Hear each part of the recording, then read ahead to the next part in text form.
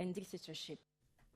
That is Farida Noborema, Togolese human rights activist and writer. And I guess in many ways, describing there what is the experience of activists the world over. There's so much personal sacrifices that many of these men and women put on the lines. They put their bodies literally on the lines in pursuit and in support of a just cause. And we must always remember that it comes at a price. The pursuit of justice, the pursuit of this world, a better world that we hope to leave behind, is not priceless. There are people every day in some part of the world that are paying the price for it. You're listening to The Talking Point. A very good morning to all of you. Welcome to the show. My name is Cathy Mohlahlana, and I'll be in your company until midday as we lead conversations that move us. Today's Tuesday, the 20th of May, and lots of conversations that we'll be leading for the first hour of the show. A quick run-up of what's coming up. Today's a Tuesday, so it's pretty easy. We'll get straight into Finance with Brian in the second hour of the show. And then the final hour of the show, we're going to turn our attention to Sudan. We have seen there ongoing a civil war in that country, and we'll be unpacking what is leading to the deteriorating situation there when it comes to this conflict, and also unpacking some of the forces, the global forces, that are said to be driving or even supporting the paramilitary activities taking place in Sudan, and then also looking at the impact of on the lives of people. You can imagine in situations of civil war, so many people become internally displaced as a result of that conflict. So that's what you can expect coming up on the show over the next 3 hours. So we're going to kick it off, of course, with the open line. And the story of the week undoubtedly is going to be this visit that the South African president has undertaken to the U.S. Last night, we saw some of those visuals of the president arriving in Washington, D.C. Today, we're told that he'll be getting briefings from the various ministers, and of course tomorrow is when that meeting will take place. When one listens to what the presidency spokesperson Vincent Magwenya has had to say, it seems like the only item on the agenda is for the president to meet with the U.S. President Donald Trump, and then he'll be getting out of the country. There doesn't seem to be much else that is on that itinerary. Yesterday, in the 10 o'clock hour, we did a focus on, what is it that the South African delegation is looking into, but also trying to understand what is at play here. So what is the problem? What is the problem when it comes to the relationship between the U.S. and South Africa? Because if we don't understand the problem, then we won't come up with the right solution. And there's been all of this talk about, will there be a trade deal? Is it about, the alleged genocide that is taking place in South Africa? Yesterday, we had on to the show, one of our guests was Moeletsi Mbeki, and I think that part of what he said, at least to me, was it was important because it says that as we look at this situation, we shouldn't just focus on what it is that we are fed publicly. We have to take a broader look at what is happening globally, geopolitically, the role of South Africa as a strategic country, strategic not only in the context of Africa, but strategic also in the context of global trade routes, and how that then informs part of the pressure that we are under as a country. They say many are in the valley of decision making. So if you have a reshifting global order where the fundamentals are changing, And there's obviously the contestation between the West, between the East. South Africa has always sort of tried to play the middle ground, and we'll say we are non-aligned. But it seems that position now is no longer enough, at least for some of our partners. They want more out of South Africa. Anyway, this is what Moeletsi Mbeki had to say. I really hope that we're going to be able to have this conversation on the open line. I asked him about what he believes is truly at play and what is it really that the U.S. is looking for from South Africa. In the eyes of the Americans, South Africa is part of the West, and it has been part of the West since the middle of the 17th century when the Dutch came to South Africa. From the middle of the 17th century right up to 1994, all the South African governments have seen themselves as part of the West, have participated in the wars of the West against the enemies of the West, like the Nazis and so on, the communists in Korea, the Chinese communists in Korea, and so on. South Africa has been part of the West for these centuries. Now, when the ANC government came in, initially under Mandela and Thabo Mbeki, they accepted that South Africa was part of the West, although they said it was non-aligned. But essentially, it was a very mild non-alignment. It was part of the West. So if you look at the arms procurement that South Africa undertook during Mandela and Thabo Mbeki's presidencies, all the arms that we bought, the submarines, the frigates, the fighter jets, the helicopters, are all NATO compatible. Why were they NATO compatible? Because those two administrations saw South Africa as part of the West. Now, since Jacob Zuma came in and then Ramaphosa, they have been moving South Africa to become part of the China-Russia side of the globe. So that is what the Americans are concerned about, to bring South Africa back into the Western camp. All the noise you hear about genocide, about all this, is to get the government of South Africa follow a false trail so that they don't fully understand what the United States is after. The second part is that since South Africa in the Zuma and the Ramaphosa administrations has become near allies of what America considers to be its enemies, or what the West considers to be its enemies, that is China and Russia, they are preparing a group that will oppose the ANC in particular. That is why they are interested in the Afrikaner right wing.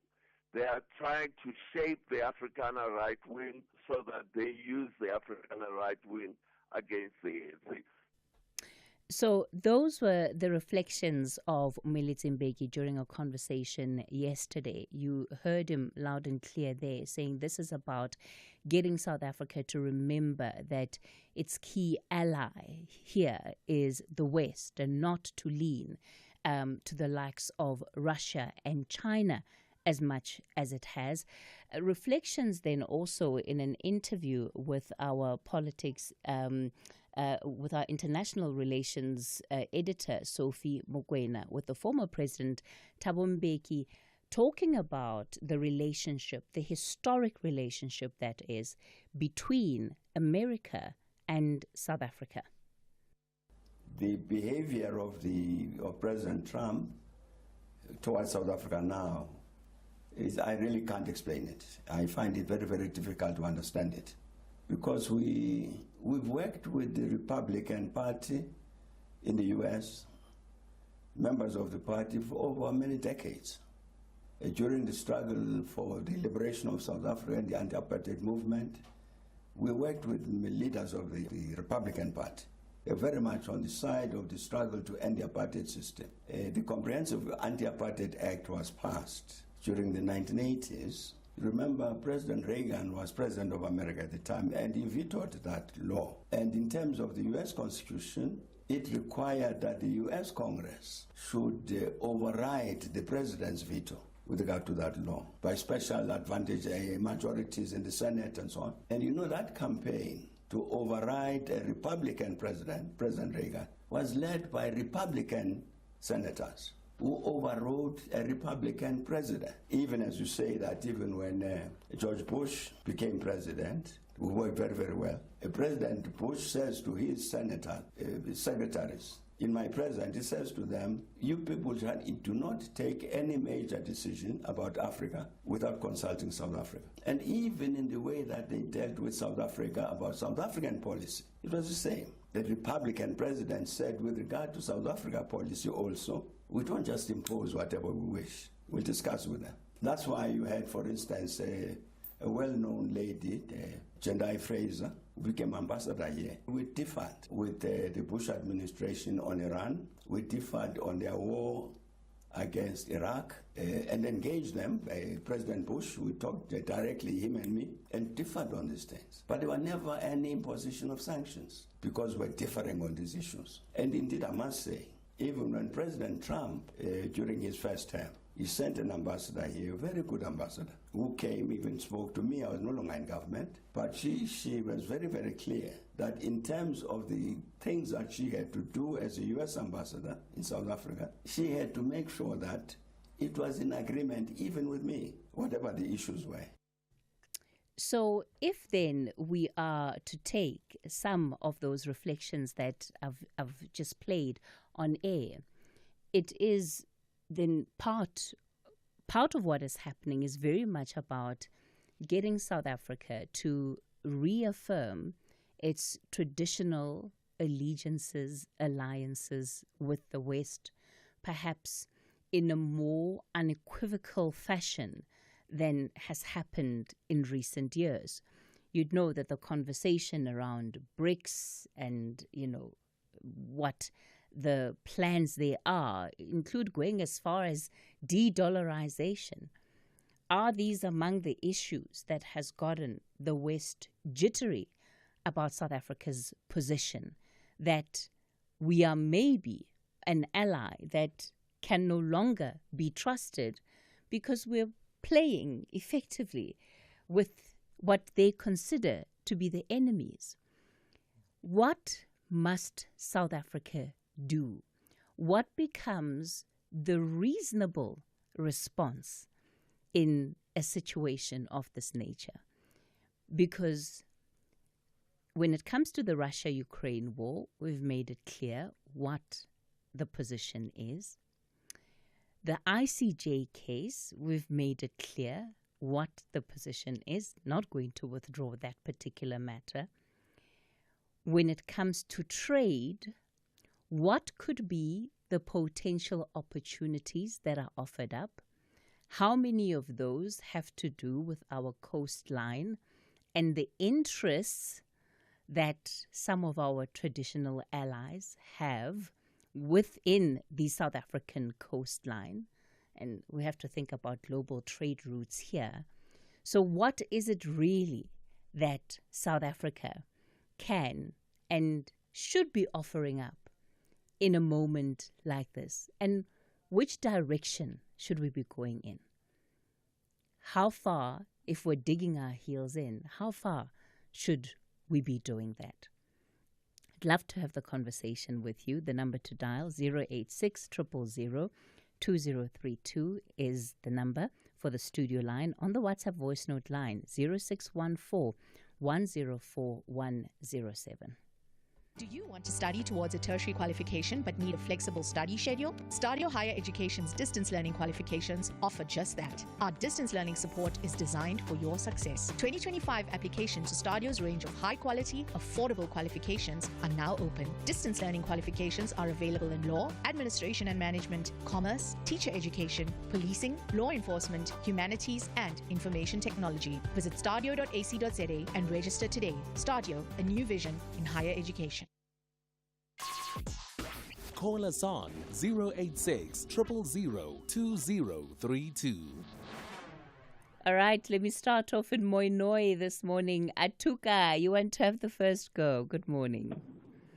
Hi, it's been a minute. It's been a minute. Great to hear your voice again. Hello? Yes, Atuka, you're live on the radio. Yes. People do not understand Donald Trump. And you keep trying to, by you, I mean everybody in the commentary space, you keep trying to define Donald Trump in the lens of a traditional politician.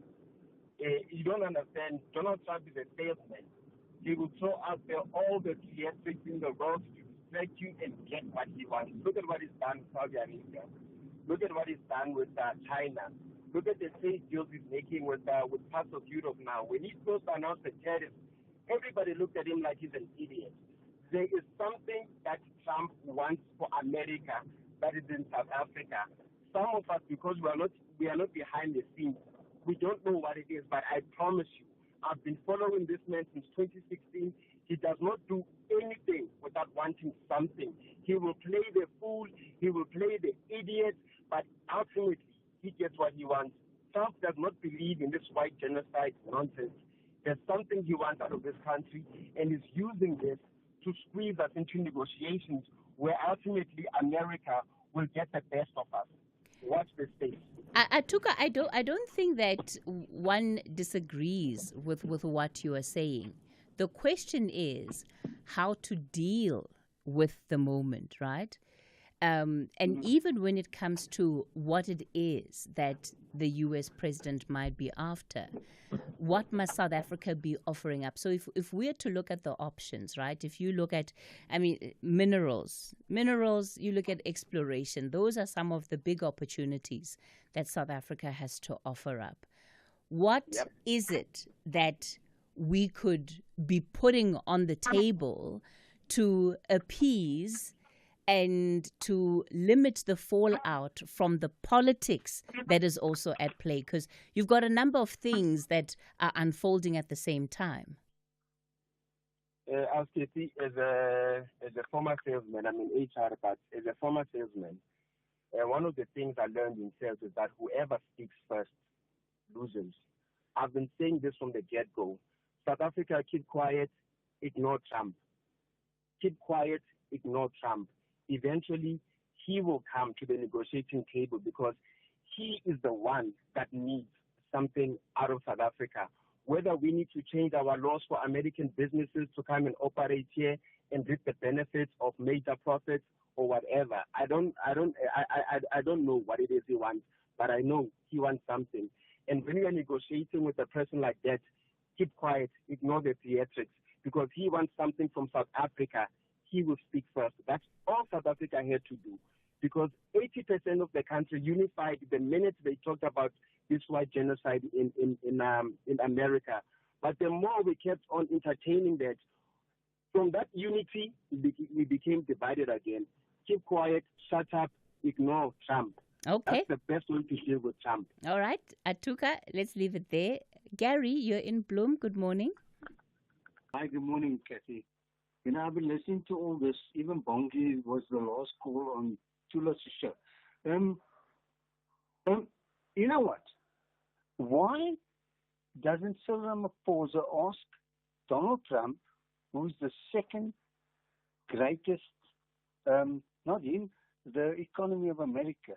Why can't Cyril Ramaphosa ask him, how do I run a country? Okay. Do you understand what I'm saying? It's like... No, I don't understand, Gary. I don't understand. His slogan was, and still is, let's make America great again. Now, why can't Cyril Ramaphosa and the ANC say the same? Your last caller says, what does America want from South Africa? Obviously, they want the minerals. There is minerals in Africa. And people are just running the stuff stupid. The country's stupid. Honestly, why can't we become world leaders? Like everybody says, South Africa is the best. That's what the last guy said on the radio. Now, why can't you just say to them, how do I run my economy apart from making my buddies rich?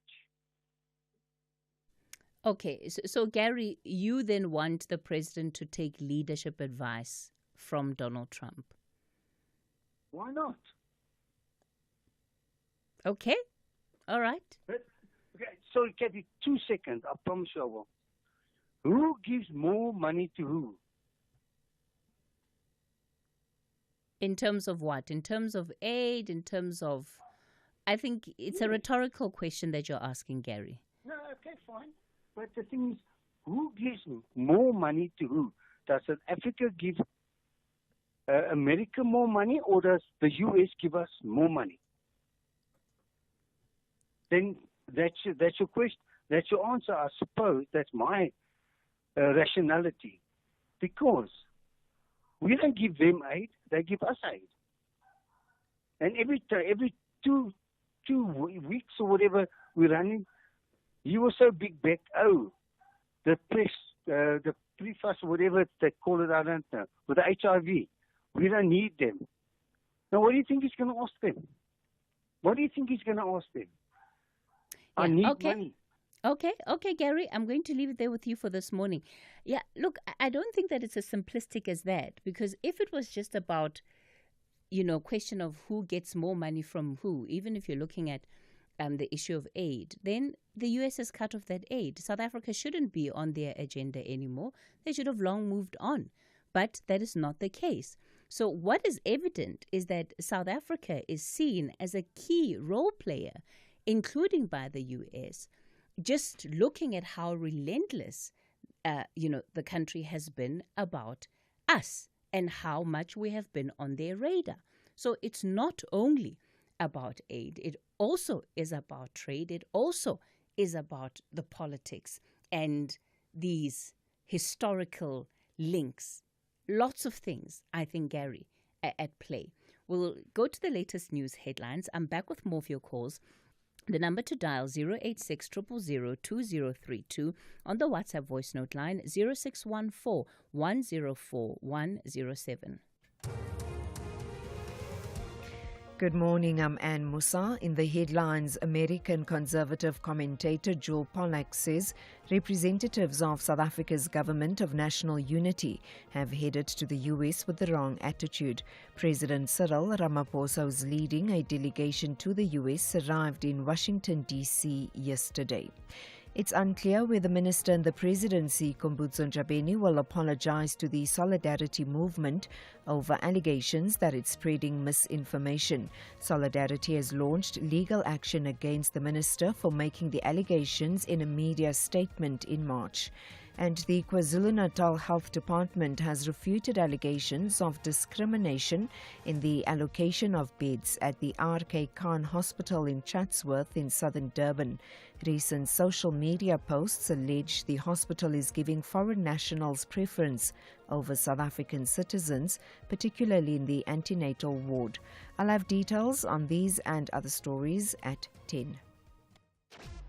The Talking Point with Cathy Mohlahlana. Weekdays, 9 a.m. till midday. Hi, Cathy. My name is Leselima. Here in South Africa, we need people who talk the truth or who are critical thinkers like Milton Beki.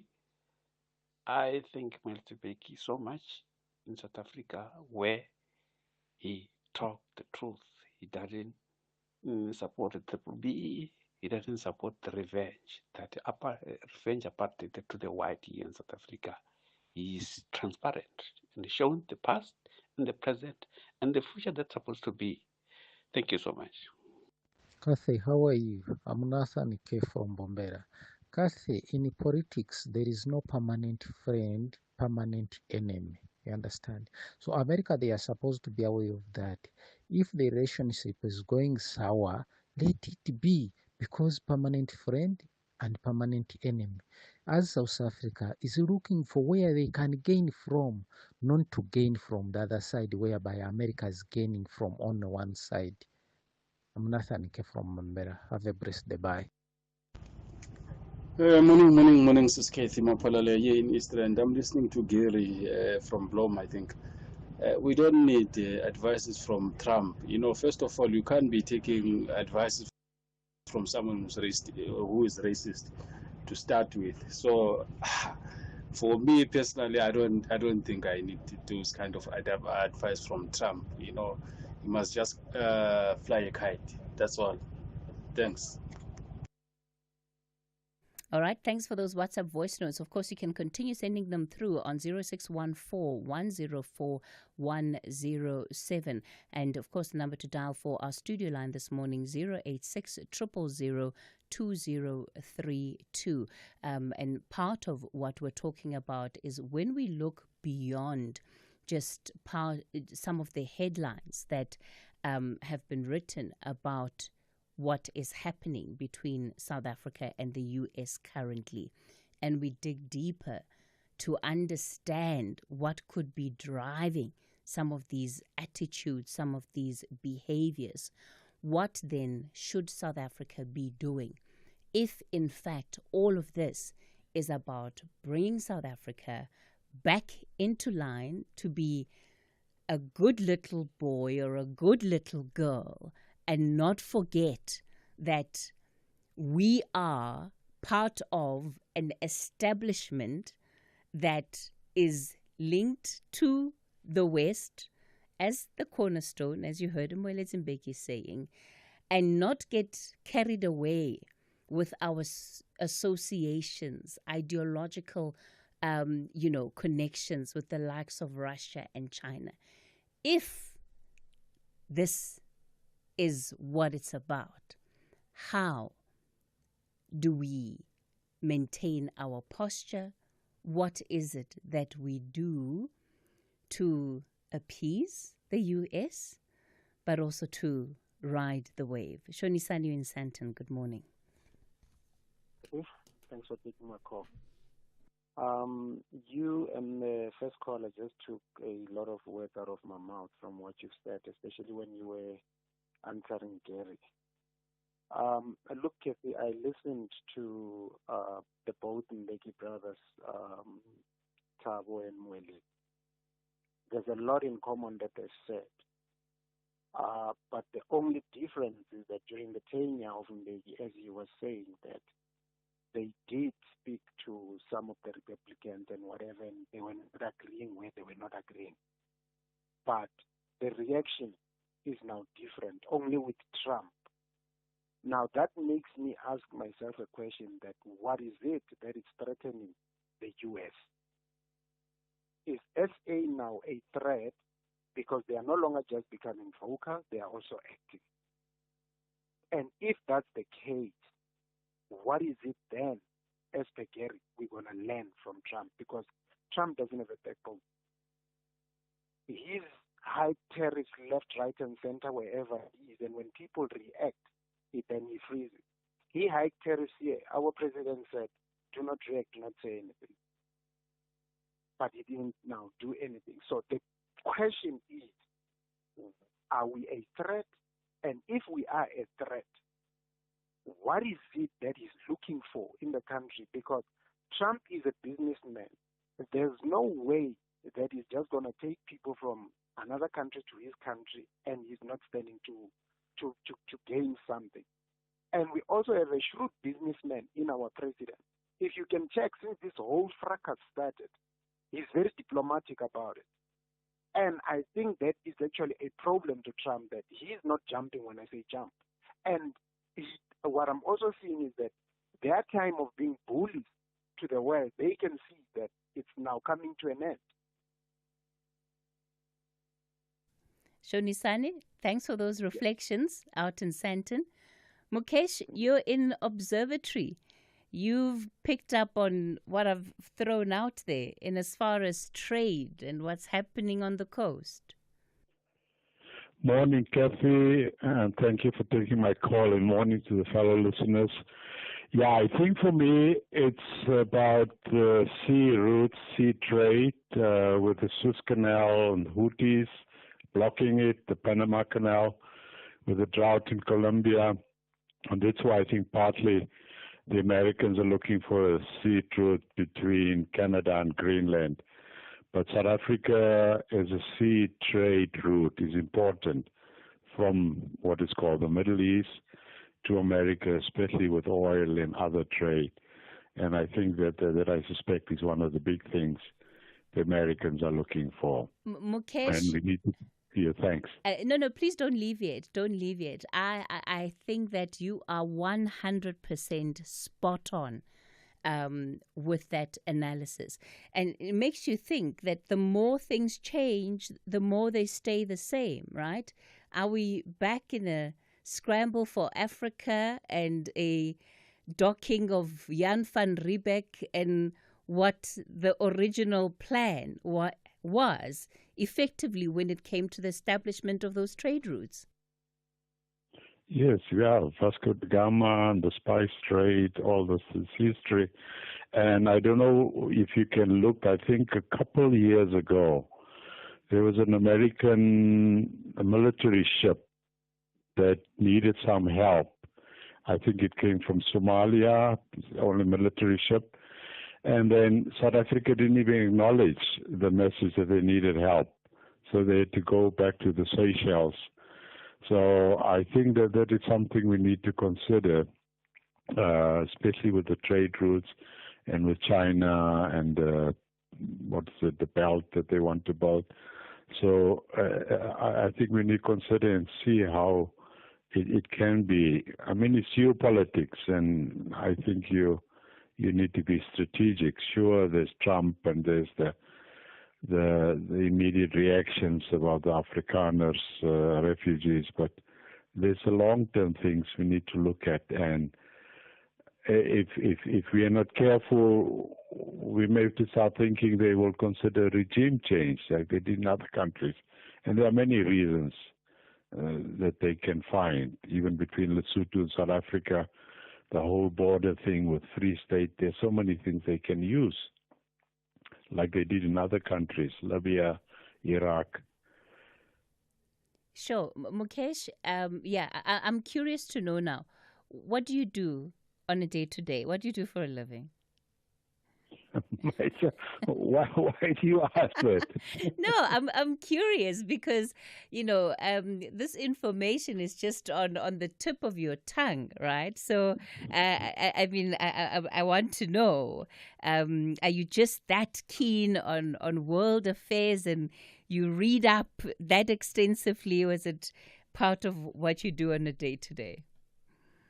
I'm from the Northern Cape, the Karoo. I came to Johannesburg to revive a youth movement that was strong in the anti-apartheid struggle. Sure. And we were told we don't need it anymore. I didn't agree. And that's why I came to revive, it's called Young Christian Students, YCS. And that's the reason why I'm up in Johannesburg. Oh, wow. Okay. Yeah. All right. Because I saw in 72 we had problems with leadership, when not 72, in the 70s. And when Reagan got re-elected, they said, we got problems with leadership in this world. And YC is one of the organizations that try to build leadership among the young people. They must build it themselves. It's not an easy task. Thank you for taking my call, Cathy. Mukesh, thank you so much for that call. Mukesh out in observatory. Yeah, think a lot about what Mukesh is saying about, that trade route along the sea and the interests that the U.S. would play. And go back again to what Mwelezi Mbeki said yesterday about Lady R. Don't forget the Lady R saga and how a ship banned by the U.S. was allowed to dock on South Africa's shores. Lefoko, you're in Joburton. Good morning. Hi, Oscar. I agree with Molly. I don't understand why we align with Russia or China because I haven't heard even one statement coming from Russia or China to defend us. We are on our own in this alliance. At least if Putin would say to Trump when they discuss Ukraine, they say, okay, you want me to stop attacking Ukraine, you do something for South Africa, put back the aid and whatever, but nothing. They say nothing, And here the problem with what I don't like about Ramaphosa and the ANC, they never put South Africans first. We experience that in our country.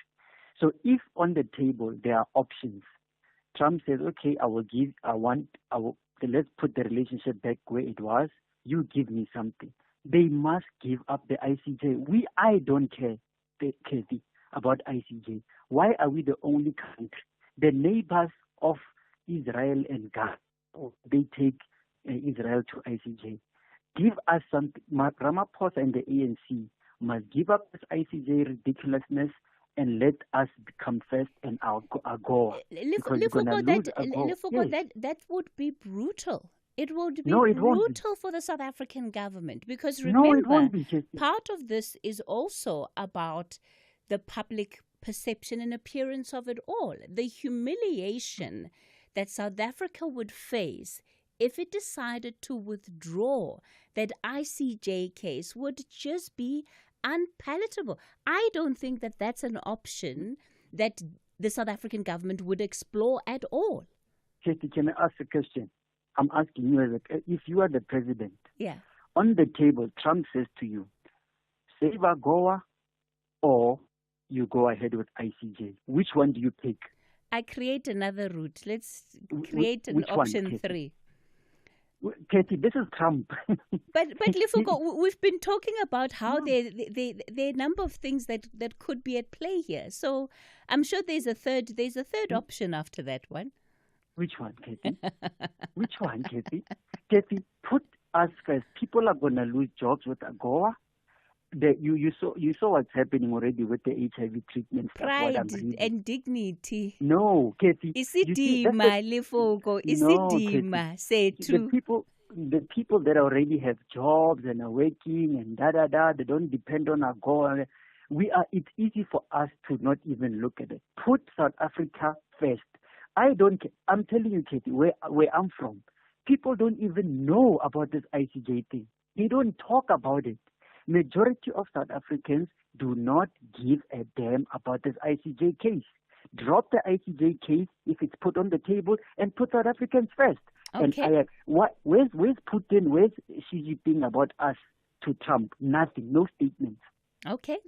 Absolutely nothing. Let me leave it there with you this morning. Sherwin, you're in Cape Town. Good morning. Good morning, Cathy. Yes, sir. Cathy, the 3 previous speakers and callers have taken volumes out of my mouth. However, what I would like to bring under the attention of the country, as well as the illegitimate government and the impronto President Cyril Matamela Ramaphosa, is vacate the offices of government.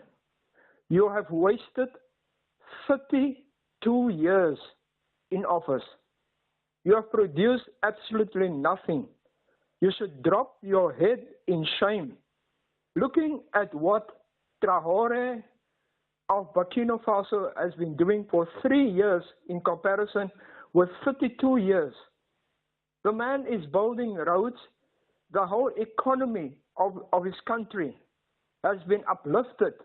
And as the previous caller has said, that why worry about AGOA and whatever agreement? He is entering Washington, D.C. and the Oval Office with his hands as a beggar. And we on the continent Africa should not be the beggars. Whatever the world needs, and the USA in particular needs, to advance its industries, to advance its economy, is on the continent Africa, and in particular in South Africa, be it gold, be it cobalt, be it whatever mineral resources, even oil. So we as South Africans are done. And may I advise the people of South Africa at large that our ancestral leaders has been fighting the West, and in particular those who came to conquer us instead of the trade way before the 1400s, be it de Almeida, be it Vasco da Gama. The Khoisan in particular have defended the country successfully. They have not come to trade, they came to conquer, and we are done with that. Okay. We're advising the impronto of President Cyril Ramaphosa and his useless ANC in particular. Vacate the corridors of power, allow the First Nation to take over so that we can trade freely on our continent, Africa, and globally. All right, Sherwin. We are not selfish, Cathy. Yeah, that's fine. That's fine. You've said a mouthful, Sherwin. We're going to leave it there with you. I'm moving on to Jeffrey in Montana. Good morning, Jeffrey. Hello, Cathy. How are you? Good. Go for it, Jeffrey. We've got two problems. The first problem is about Trump, his personality. Trump is a narcissist, he's a racist. Trump is fighting even Harvard University in the USA. That is how complex his personality is. Now, in South Africa, the problem is the government. The ANC wants to have its bread buttered on both sides. You cannot have AGOA developmental aid from the USA, and at the same time, you want to do military exercises with Russia. So we have an unemployment rate of about what? Over 30%. The people at the bottom are suffering. Ramaphosa, with due respect, is very happy there in Hyde Park. But people staying in shacks in South Africa, they need AGOA. They need developmental aid from the USA, which China and Russia cannot give to us as a country. China has decimated our clothing industry. You know, clothes used to be manufactured. There were many clothing factories here, and who are employed there? The poorest of the poor. So, as the speaker just before this one has said, the Ramaphosa government or the ANC government is not acting in the interests of the country as a whole, and in particular with the interests of the poorest of the poor. What would he need to do, Jeffrey, to show that indeed it is the interests of this country that are being represented? Because remember, when we hear from him and Donald Trump after that meeting, he's going to be talking about what South Africa's position is, what South Africa represents. So it will very much be articulating what is our position. And he, of course, being the president, then being the foremost person who can say that. Katie, is very simple. Every single family in this country, every family wants bread on the table. Okay, so bread on the table is AGOA. Bread on the table is developmental aid from the USA and Europe. So we just beat China and Russia. You know, the ANC is still obsessed with the Cold War. You know, that time is long past. We have to look for the future of our generation, of the current generation. You know, it's mind-boggling now that Uganda has economic growth rate higher than South Africa as we speak. Just goes to show you that our country, our government has taken a wrong direction. Yeah. And in concluding, the other speaker before me, no, just before him, before me, it is said in business, in successful negotiations, both sides must win. So Ramaphosa must give Trump something in terms of aligning now to the U.S. as opposed to Russia and China, and the U.S. in turn will give us AGOA. I can guarantee you that 60 billion rands worth of trade, we can afford to lose that. Russia will never replace it. China will not even interested. Okay. China is, Jeffrey, we're going to leave it there with you. Thank you for those insights. Tando, you're in the Eastern Cape. Good morning. You know, I'm reminded of a song. I don't know if it's by Ricky Lee Jones or Johnny Mitchell. It says, God must be a boogeyman. And our newsmaker of the year, he comes across as a boogeyman. Everyone is like scouring around. Very interesting. Because it pops up when you least expect it, Tando. I said Trump he shakes everything, I tell you. But before I go to my main trust, I want to say I could listen to Mbeki, the other Mbeki, the whole day. He is such clarity, such insight, he's an amazing man. Of course, I got all his books. I really like listening to him, and of course, he's Smiley. I think those should be the main advisors of, especially on foreign affairs. And he could be just, of course, across the board.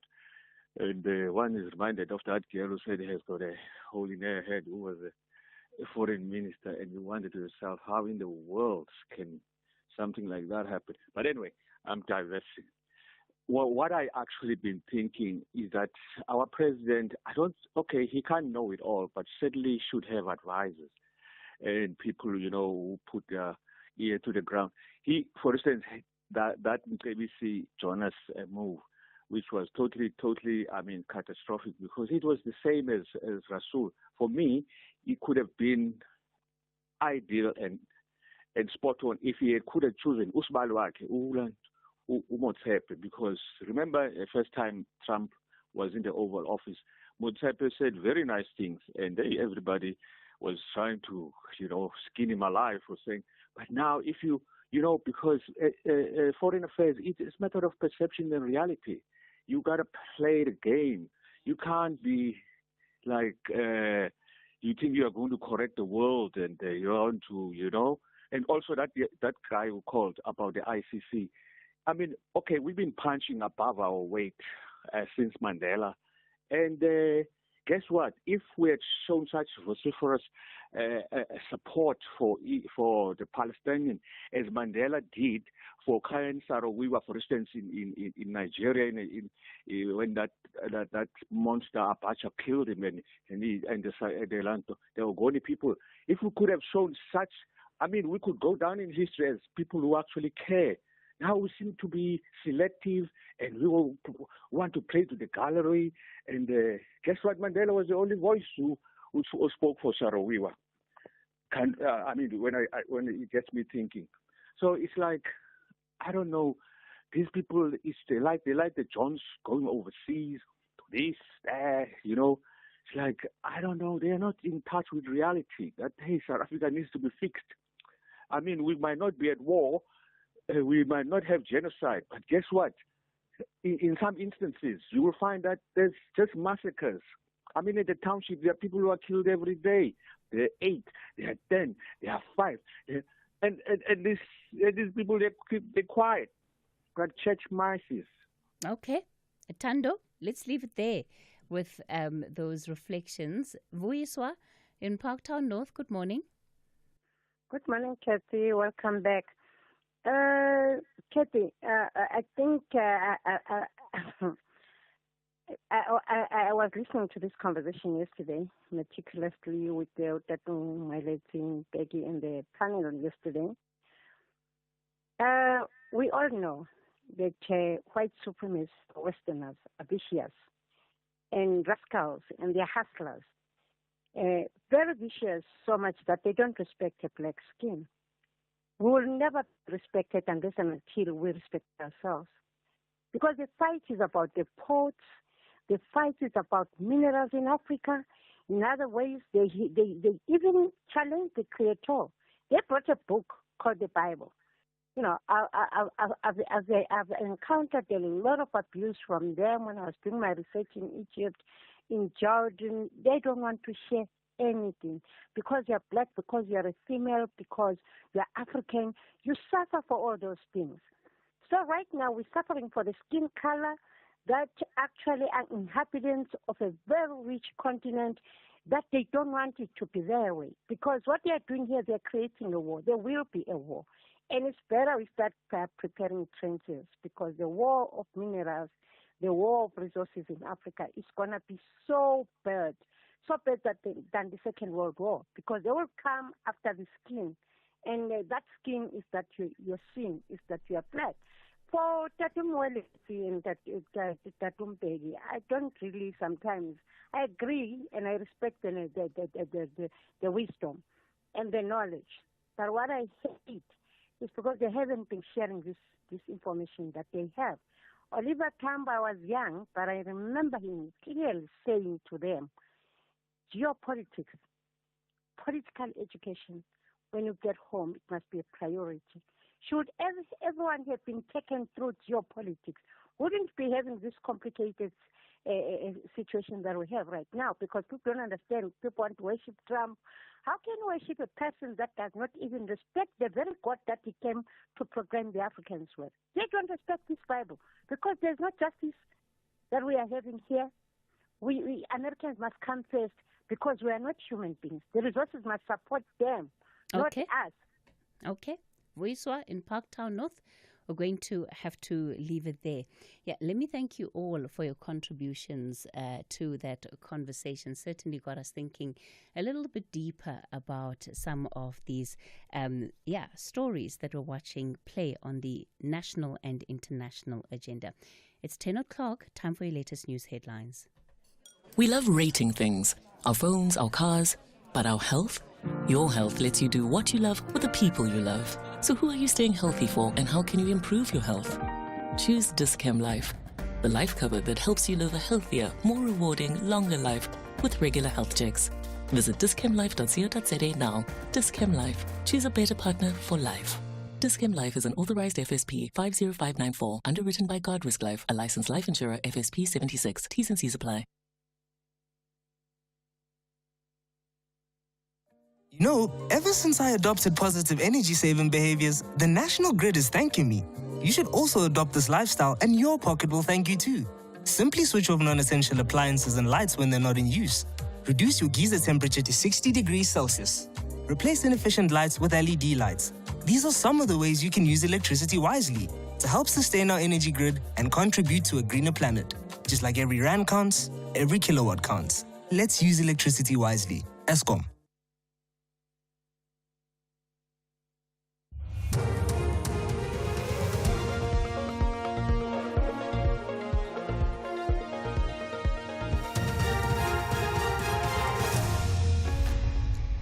In our top stories, American commentator weighs in on Ramaphosa's visit to the US, and KZN Health clarifies claims about RK Khan Hospital. Good morning.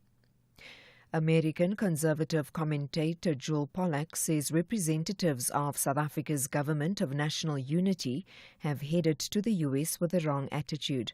President Cyril Ramaphosa, who's leading a delegation to the US, arrived in Washington, D.C. yesterday. Ramaphosa and his US counterpart Donald Trump are scheduled to meet at the White House tomorrow. Relations between the two countries are strained after Trump signed an executive order in which he alleged Afrikaners faced a genocide in South Africa. Pollack believes Ramaphosa's delegation may focus on disputing Trump's claims. If you look at the text of the executive order that Trump actually issued, it doesn't even mention genocide. It talks about the areas of policy disagreement quite clearly and explicitly. And that's what South Africa's representatives don't want to discuss. They don't want to discuss the Expropriation Act. They don't want to discuss the International Court of Justice case against Israel, which puts South Africa squarely on the side of Hamas. They don't want to discuss racial discrimination in hiring in South Africa and in business, which is keeping investors from the United States out of South Africa. So they actually don't want to discuss anything that Trump has explicitly said in writing he has a problem with. So I don't think this is going to go very well. It's unclear whether the Minister and the Presidency, Kumbutso Ntshabeni, will apologize to the Solidarity Movement over allegations that it's spreading misinformation. Solidarity has launched legal action against the Minister for making the allegations in a media statement in March. The Minister accused Solidarity and lobby group AfriForum of conducting a misinformation and disinformation campaign during their joint visit to the US in February. The Minister is left with 6 days in which to apologize and retract a statement or face further legal action. Solidarity's Deputy CEO, Anton van der Bijl. There's some criticism to the fact that we are busy with the misinformation campaign, and then when we ask where's the misinformation, they tell us, no, we don't know, but don't tell that to the international community. That's not good for South Africa. So the question is, can we speak to international communities regarding what's happening in South Africa, and is that called misinformation? No, it's most certainly not. We can, as a civil organization, talk to international role players and hope for a better South Africa. And to the critics, show us the facts where we state any misinformation internationally. The KwaZulu-Natal Health Department has refuted allegations of discrimination in the allocation of beds at the R.K. Khan Hospital in Chatsworth in southern Durban. Recent social media posts allege the hospital is giving foreign nationals preference over South African citizens, particularly in the antenatal ward. The department spokesperson Nati Olifant says these social media claims are false and misleading. The KwaZulu-Natal Department of Health wishes to address and correct misleading and inaccurate claims currently circulating on social media regarding the allocation of bed space at RK Khan Hospital in Chatsworth, eThekwini. Recent social media posts have alleged that hospital is prioritizing foreign nationals over South African citizens, particularly in the antenatal ward. One post claimed that 10 foreign nationals were occupying beds, leaving scores of pregnant South African women without access to care. We strongly refute these allegations. The Northern Cape Education Department has confirmed placing a Kimberley-based high school principal on precautionary suspension following allegations of sexual harassment. The department spokesperson Jeffrey van der Merwe. The department is currently conducting an investigation into the matter and cannot provide further details at this time, as doing so may compromise the integrity of the investigation. And finally, the U.S. Supreme Court has allowed the Trump administration to end deportation protections for nearly 350,000 Venezuelan immigrants. It's the latest round in a legal battle over the cancellation of a decades-old policy shielding migrants from crisis-hit countries. The BBC's Jacob Evans has more. The US government can issue a temporary protected status, or TPS, to foreign citizens who can't return to their home countries due to circumstances like war or natural disasters. This has been granted to scores of Venezuelans and was extended by Joe Biden shortly before he left the White House. But in a brief, unsigned order with no explanation, America's top court has allowed the Trump administration to strip this legal protection. It potentially opens the door for mass deportations. Recapping the top story, American conservative commentator Joel Pollak says representatives of South Africa's government of national unity have headed to the US with the wrong attitude. President Cyril Ramaphosa's leading a delegation to the US arrived in Washington, D.C. yesterday. For SAFM News, I am Anne Musa. From the shows that bring us laughter to the moments that inspire us, your SABC TV license makes it all possible. Every license paid supports local stories, top talent, and the programs that unite South Africa. Pay your TV license today. Visit tvlic.co.za or your nearest retail outlet. #Your Screen, Your Story. Together, we make it happen. Did you hear that? That's the sound of your car about to cost you a lot of money. Sorry. The engine noise you should be hearing is the boat on your upcoming diving trip. But don't let cash flow hold you back. Do both. Get a Nedbank personal loan of up to 400,000 Rand. Apply online at nedbank.co.za today. See money differently. Nedbank. We're a licensed FSP and registered credit provider. T's and C's apply. The Red Devils want to wrap up the season with maximum points at Old Trafford. Well, into the box, brilliant, absolutely fantastic. And Mason Mount strikes again. Brilliant stuff from Manchester United. While the Villains want to conclude their good race with a victory. Rodgers turns and sees a knee ball into an Ollie Watkins, and he's touched it home. Ollie Watkins breaks the record. Number 75 for Watkins. This is the bottom half versus top half Premier League clash. Catch Manchester United FC versus Aston Villa FC on Sunday 25 May at 4:30 p.m. Streaming live on SABC Plus and S3. Proudly brought to you by SABC Sport. For the love of the game.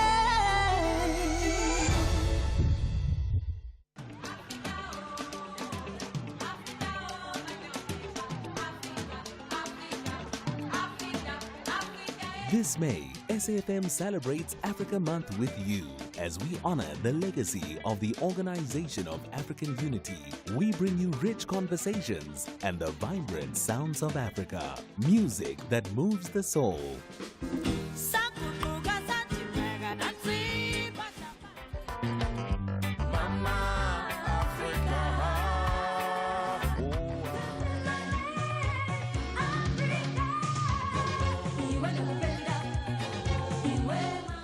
This is SAFM. The Talking Point with Cathy Mohlahlana. Weekdays, 9 a.m. till midday.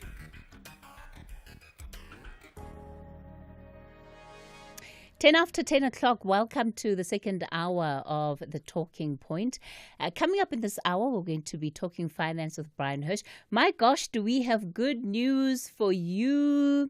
You know the competition that Brian has been running. There were all of those points that some of the associates at BHCA had donated, timeshare, which, was going to be expiring, towards sort of middle of the year, end of July. And Brian then thought it would be a good idea to have some of our listeners take up some of those opportunities. So today we're going to be announcing the winners, and I must say it's a long list of people that I hope are going to be very, very happy, because these are incredible getaways that that Brian and his associates have so generously donated. So we'll get into that, and then of course we'll also still have the full hour of talking finance. Before, however, we go into all of it, let's recap some of your WhatsApp voice notes from the open line. Kathy, good morning. I'm Takata in Kofinva. I think the SAFM listeners, they are not forgetting quick. There was a case in KZN where a father was accused of raping her daughter, only to find that it was the mommy who was cooking that rape. And he was sentenced for some years until the daughter says, no, my daddy didn't rape me. So this case of Kwek, I am happy now that at least now we have heard that there is no DNA that links the principal of that school, and up to now, no DNA has been found from that young girl. So I'm so happy that at least we can have a judiciary that can clear sides. Thanks very much. Hi, good morning, Katie and your producer and all the listeners of SAFM. Katie, I like to talk regard to that it's true that the ANC is negotiating with the Mr. Petrus Motsepe to become a president of ANC. If it's true, I welcome him, because ever since I know him, I will never see any corruption regard to him. So yeah, we need someone like that. So I think he's the one who can change this country. Yeah, if it's through Katie, yeah. It's cold in Cape Town, Katie, today, and raining. Sia from Cape Town. Cathy and the listeners, this is Triji from Howick. I don't understand why people want us to go and back America. America is stealing whatever they have anyway. They are using Africa's natural resources to get to where they are now in terms of economy. So the money that they come back and give back to us as aid is our money anyway, because they are stealing our natural resources. So why should we back them? Let them go, and then we keep our natural resources and refine our minerals ourselves, so that we can sponsor our own aid. Aye. Abba. All right, there we go. 15 after 10 o'clock, and you heard there that listener and that voice note saying, let them go. We don't need their money. All right, we'll wrap it up there with those voice notes. Brian Hirsch is in studio. I thought you were going to play this ding. Brian doesn't deserve his ding. Talking Finance with Brian Hirsch, making sense of your finance. That's much better, Mark. Thank you very much. Brian, a very good morning to you. Good morning to you, Kathy. Pleased to hear you better. Thank you so much. So we're starting it off on a good note today. Let's talk about our winners. So basically what we did is that you put together a question that we asked our listeners, and people had to respond and tell us why it is that they believe they deserve this holiday or this getaway. Yeah. You then put together a panel of 3 that judged all of the entries, and now we have the final list of winners. Correct, absolutely, and they're all going away. They know their dates. They've had unbelievable replies to the winners. And it was just a wonderful thing. And all I can again say is to our clients who donated those points, thank you ever so much. I'll let you know who's actually using your timeshare points. We'll do that in the by the way, I didn't realize how much administration this was when I announced it, but it was well worth it. And I'm really pleased we were able to do something for so many people who struggle. Some of the notes sent to us were so sad. People really, we've got a good life, and yet there are people out there who struggle. And it's just so sad. We talk about a great country, but if you're struggling and you can't make use of this great country, I mean, we've got a big Wednesday coming up, as you know. Tomorrow's the budget day. Tomorrow is Trump's meeting with Ramaphosa. I think I'm very positive about it. I think Ramaphosa is a superb negotiator.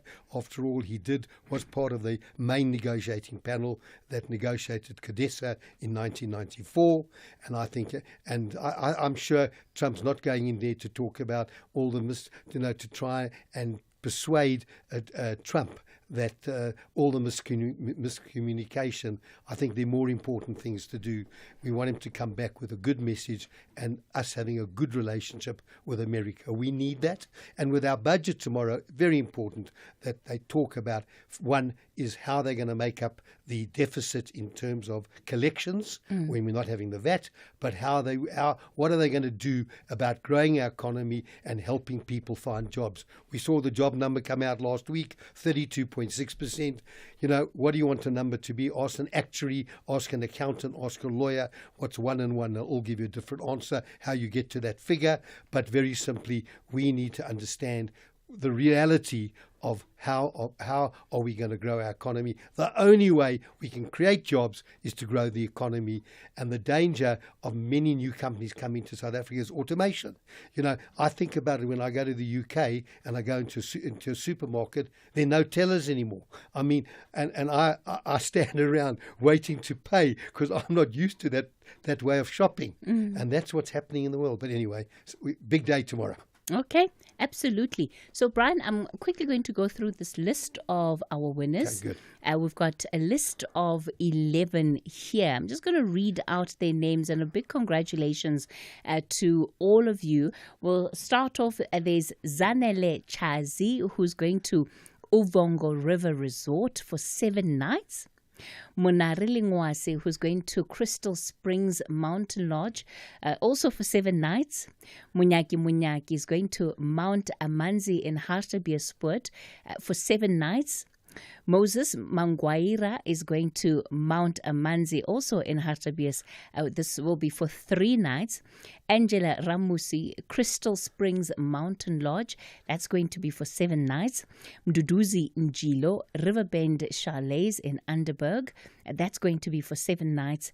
Ellen Kumisi, Mount Amanzi in Hartbeespoort, that's going to be for 3 nights.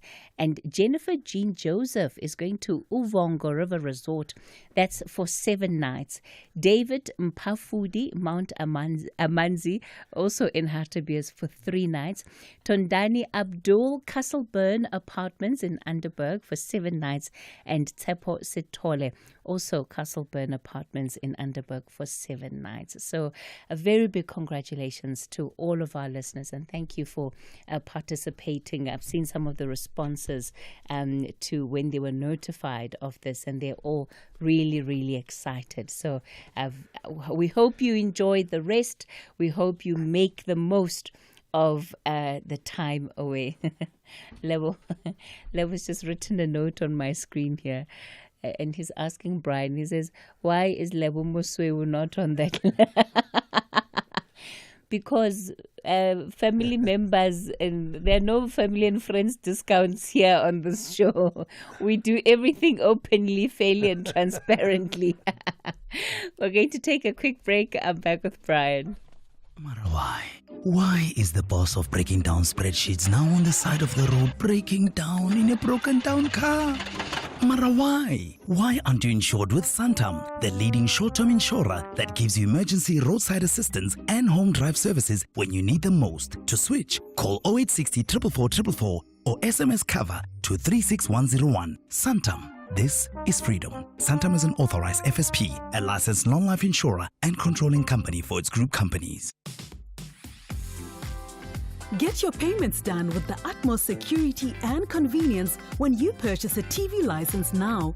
With our new secure payment systems with a one-time PIN OTP feature and the choice of receiving your OTP via SMS or email, you can ensure prompt and secure payments. The additional use of capture will protect you against spam and automated data attractions. With TV licenses, you can enjoy watching all your favorite shows or movies that matter to you. Get yours today. Visit www.tvlic.co.za. The Full Circle with Bridget Masinga. Tando Patu wrote the book On the Rocks, Memoir of a High-Functioning Alcoholic. I came across the term when I was in therapy. I was in denial about my alcoholism. I took on a management position. It was very demanding. It was stressful. It was my first time doing it. I found myself going home, and while watching through 2 or 3 episodes, I could finish a bottle. To deal with my feelings of inadequacy and imposter syndrome and anxiety. But I just recognized that my life had become chaotic and it evolved around drinking. So I took a step back, and this is when I went into therapy. I was a deeply anxious person, and I had to take medication to control it. The Full Circle with Bridget Masinga. Monday to Friday, 1 to 3 p.m. Talking Finance with Brian Hirsch, making sense of your finance. All right, we continue with Brian Hirsch then today. So, Brian, today you're talking to people like me and Mark. Mark is my technical director. And this is, for us, the market is new, but we are interested in investing. What is it that we need to know before we start making any kind of investment decisions? And please keep it as basic as possible, layman's terms as much as possible. Okay, Cathy. Especially Right. because I'm extra slow. Okay. The first thing you need to understand very much that the market is a fallacy. It's companies who have raised money from the public who are listed on the stock exchange, and that's what makes up the market. So it's the companies in South Africa, and this is not giving any tips for anyone to buy. I'm just mentioning, if you look at banks, you've got Standard Bank, you've got Nedbank, you've got Capitec. If you look at industrials, you've got a whole group of industrials. If you look at stores, you've got ShopRite, you've got Pick and Pay. If you look at insurance companies, you've got the Momentums, you've got the Discovery. And across the board, if you look at platinum, you've got different platinum mines, different gold mines. And those companies are then put together into a portfolio, either in a unit trust or an exchange-traded fund, easiest way to buy, and you buy that fund, but that fund is made up of shares. So the first thing you need to also understand, very important, is the objective of an investment plan is to understand how money invested today will work for you in the years to come. And that's the objective of a growth portfolio. There's a very big difference to an income portfolio where people need income, and therefore if you need income, very difficult to create both. But for people who are putting money away and saying, I want my money to work in the years to come, I'm going to put money away, where's the best place to put it? I maintain that an exchange-traded fund or a unit trust, which has all these different companies listed in a portfolio, is where to buy. Most important thing is anyone investing needs to understand investing is long-term. You can't look at it daily and see how it's going, because it takes, like inflation from one year to the next is meaningful, but it doesn't really affect our lives as materially over a 10-year period. When you look back and see what you could buy 10 years ago and what you're buying now with the same amount of money, you can actually feel those effects of inflation. And the main objective of an investment portfolio is to beat inflation. Because if you're beating inflation, that means as your costs are rising, so the investment performance is even better. And over the years, and I'm not saying it's 5 or 10 years, it could be 20 or 30 years, depending on your retirement, because in terms of your need, whether it be short, medium or long term would be pension money saved, medium term would be anything between 10 and 20 years, people in the ages of 30 to 50 who are not yet in retirement, and then the shorter term may be 5 to 7 years. But there's a big difference. Everyone needs to understand that the fundamentals of markets are driven by two things, sentiment and fundamentals. And they are often out of sync. But when fundamentals, in other words, what I mean is when the company is performing well, and you can often see companies that are performing well, there's a lot of gut feel. If I look at South Africa, if you go to Mr. Price, if you go to ShopRite, if you go to Capitec, you can see those companies are doing exceptionally well. And so if companies are doing well, they're making good profits, that's the fundamental side. Sentiment is how do people feel about those companies, and how do people feel about the world news, which really in the long term has no impact on what's happening today. I mean, if we look what Trump had to do, if we look at all the events over the last 85 years, I know because markets have long histories, there have been 16 major falls in markets. And many of those falls have been 8 to 10 years apart, other than the latest 2020s. In the 2020s, we've had 3 issues that we call black swans. That means events that no one expected. The first was we had COVID. The second was the war in Russia and Ukraine. And the third was Trump's statements about tariffs. All 3 in the last 6 years, and all 3 have had an effect on the market, and the markets have recovered in all 3 occasions back to where they were before. So when I say to people, empower yourself, understand. So if you're going to buy a Satrix or you're going to buy a Signia portfolio, go onto their website, www.Sotrix, www.Signia, and read up what you can invest in, because you can be investing in old generation stocks. And I think about, if I talk about South African old generation, just to use a few, you can be involved in a Pick and Pay, and you can be involved in a Nedbank, you can be involved in companies that are old, nothing wrong with them, or you can be invested in new generation, which is the new world, the technology, the telecommunications, the healthcare systems, and also pay systems like MasterCard, Visa. And I think that's where people should certainly be considering. Also, there's a big difference investing monthly and annually, a lump sum, because if you invest a lump sum for 5 years, you invest today, it will be there for the full 5 years. or 10 years. If you're putting money in monthly, you've got to realize the month you make today, in the month, let's say the 1st of June, that money may be there for a total of, if it's 5 years, 60 months, or if it's 10 years, 120 months. But next month's contribution is only going to be there for 4 years and 11 months, and 13 months' time when you make that contribution. So there's a big difference to what we call time-weighted returns and money-weighted returns because of a thing. And there's no better time to invest when markets are falling, simply because in every instance, over all these years where there've been market turmoil, markets have recovered. So when do you want to be buying? You want to be buying when markets are down, not necessarily when markets are up. And some of the rules that I apply, knowledge empowers, because if you know what you're doing, you will not become a panicker and get nervous, and because the markets are run by either greed or fear, and most of the selling comes when there's fear. No one wants to sell when everything is going up. You know, it's the guys that's sitting in the casino who are playing the games and they have all the big chips. They don't want to get up. The people who are losing keep wanting to go back and buy. So all I'm saying is, and money is invested for the long term because the money will beat inflation. It will ultimately work for you, where you'll be able to draw income, you'll be able to use those monies because you've beaten inflation, which means you've created more money for yourself than the rising costs of those particular products. So investing in markets is the right way to go, particularly for newcomers to the market and people to understand. But I'm saying go to the Signia and go to the Satrix websites, and they will take you through a mirrored. There's also, I told you, I love the book that I'm listening to at the moment on radio. What the name of that book, just to repeat it, was The Winning Way.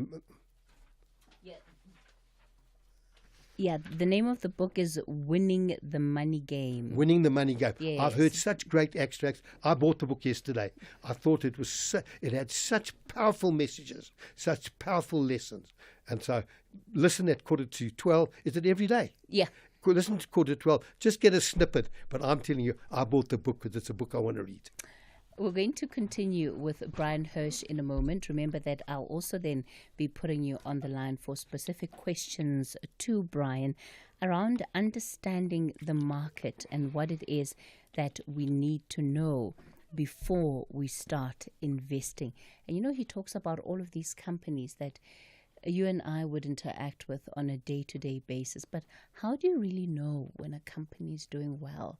And who's got the time and the energy to go through their financials, their spreadsheets to know, must I be putting money into this? What actually goes into that process is part of what I'll ask Brian to explain a bit further. For now, it's time for your latest news headlines. Thank you, Cathy. On the news headlines on SAFM, I am Ondilambana, and a very good morning. The Public Servants Association has confirmed that it's seeking advice on taking legal action against the Health Department for its alleged failure to provide a conducive working environment for healthcare professionals.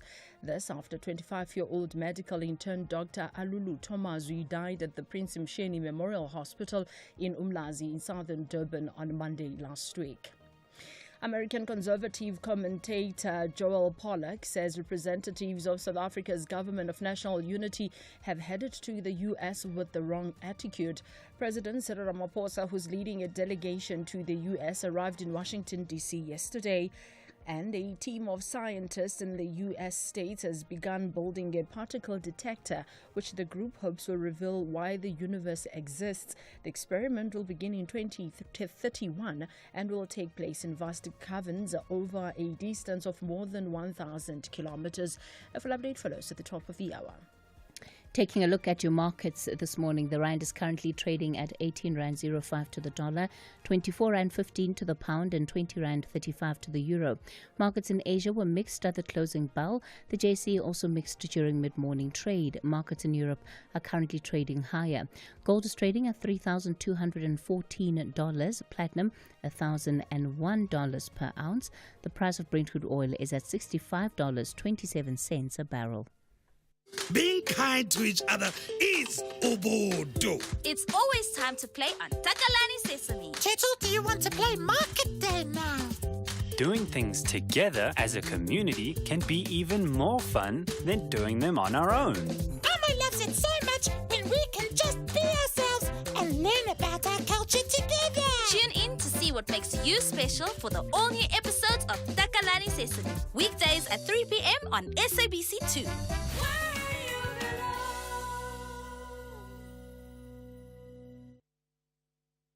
The Red Devils want to wrap up the season with maximum points at Old Trafford. Into the box, brilliant, absolutely fantastic.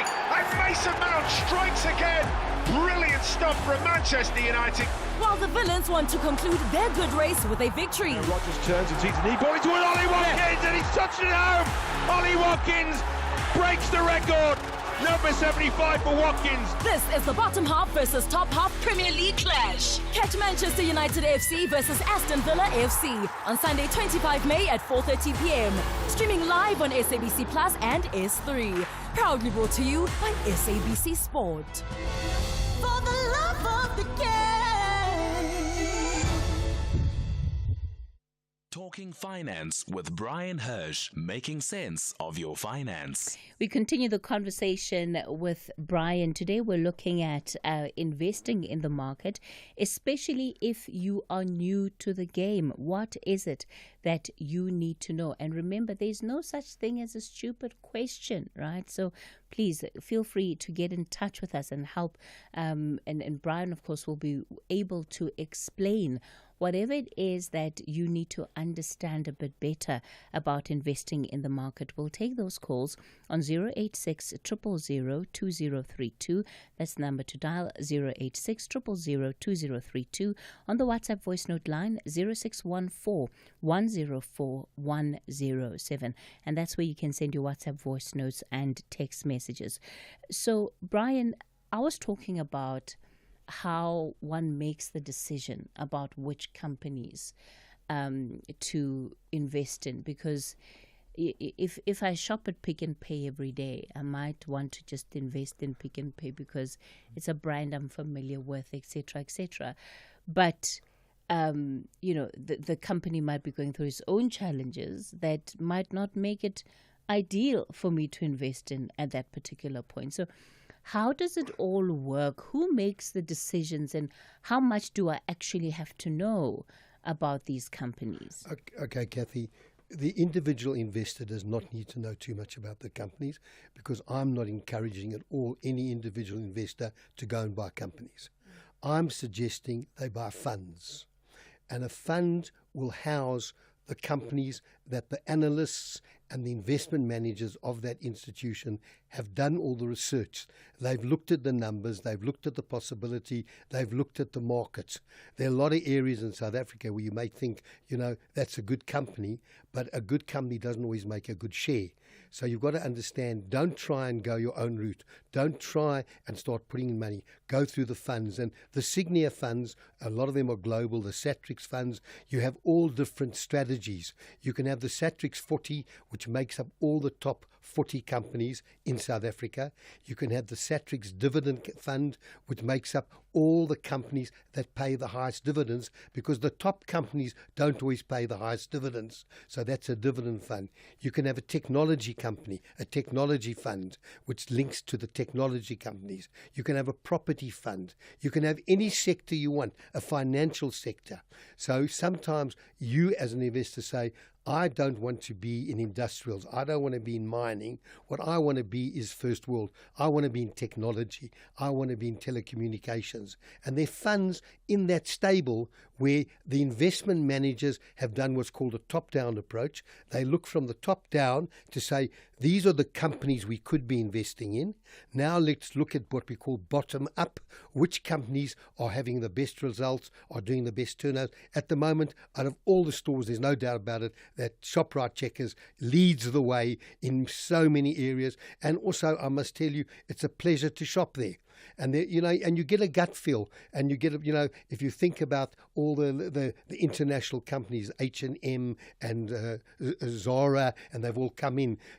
Those companies are not listed in South Africa, but so you've got to understand. Don't try and pick the companies, because those sometimes companies have good years, sometimes they've gone through some bad periods, and then the fund manager who's managing that will change the fund on your behalf. You've just got to say, I'm looking for long-term growth, but what you can do is say, where do I believe the growth's going to come from? And I'm saying to you, there's two things you need to understand. South Africa's unemployment is at 30 to 40%. So South Africans don't have money. They can't spend money. Globally, unemployment rates run at 5%. So there you've got consumers, 95% employed who can work. And then if you look at the top companies, there's $126 trillion in the world markets. I'll repeat that. 126 trillion. I should set a competition, because I'd like you to write down how many noughts is 126 trillion. But I can tell you it's 12 noughts. So that's a lot of noughts and those companies are the Amazons of the world, the Apples of the world, the Nvidias, the chip companies, the healthcare companies, all those type of things. So that's you can make an informed decision yourself. Where's the world? I mean, we can't do anything without technology. So that's what you need to understand yourself, and then have a look at it. And then you can always talk to a financial advisor. Your bank's got financial advisors, and ask them, I'm looking for growth assets. I'm not looking short term. I'm looking 10, 20 years out. Where's the best place to invest? Let me bring in Peter in Johannesburg. Peter, good morning. Good morning, Cathy. Good morning to you, and good morning to Brian. Yes, Peter. Yes, I just have two questions to Brian, Cathy. The first one is ArcelorMittal share price. I've seen it's trading around R1. Is it a good idea to buy, given what we've heard about the situation at ArcelorMittal? And secondly, what other factors do you look at when you're purchasing a share, Brian? Other than just, the profits, the revenue, the earnings per share, what other factors that would say, I heard you talk about the gut feel, but I want to get, a collection of all these factors that would make me really to take an informed decision. Those are my questions, Cathy. Thank you very much. Okay, to answer that, obviously I don't ever comment on one particular stock. I'm not an analyst. I don't analyze companies.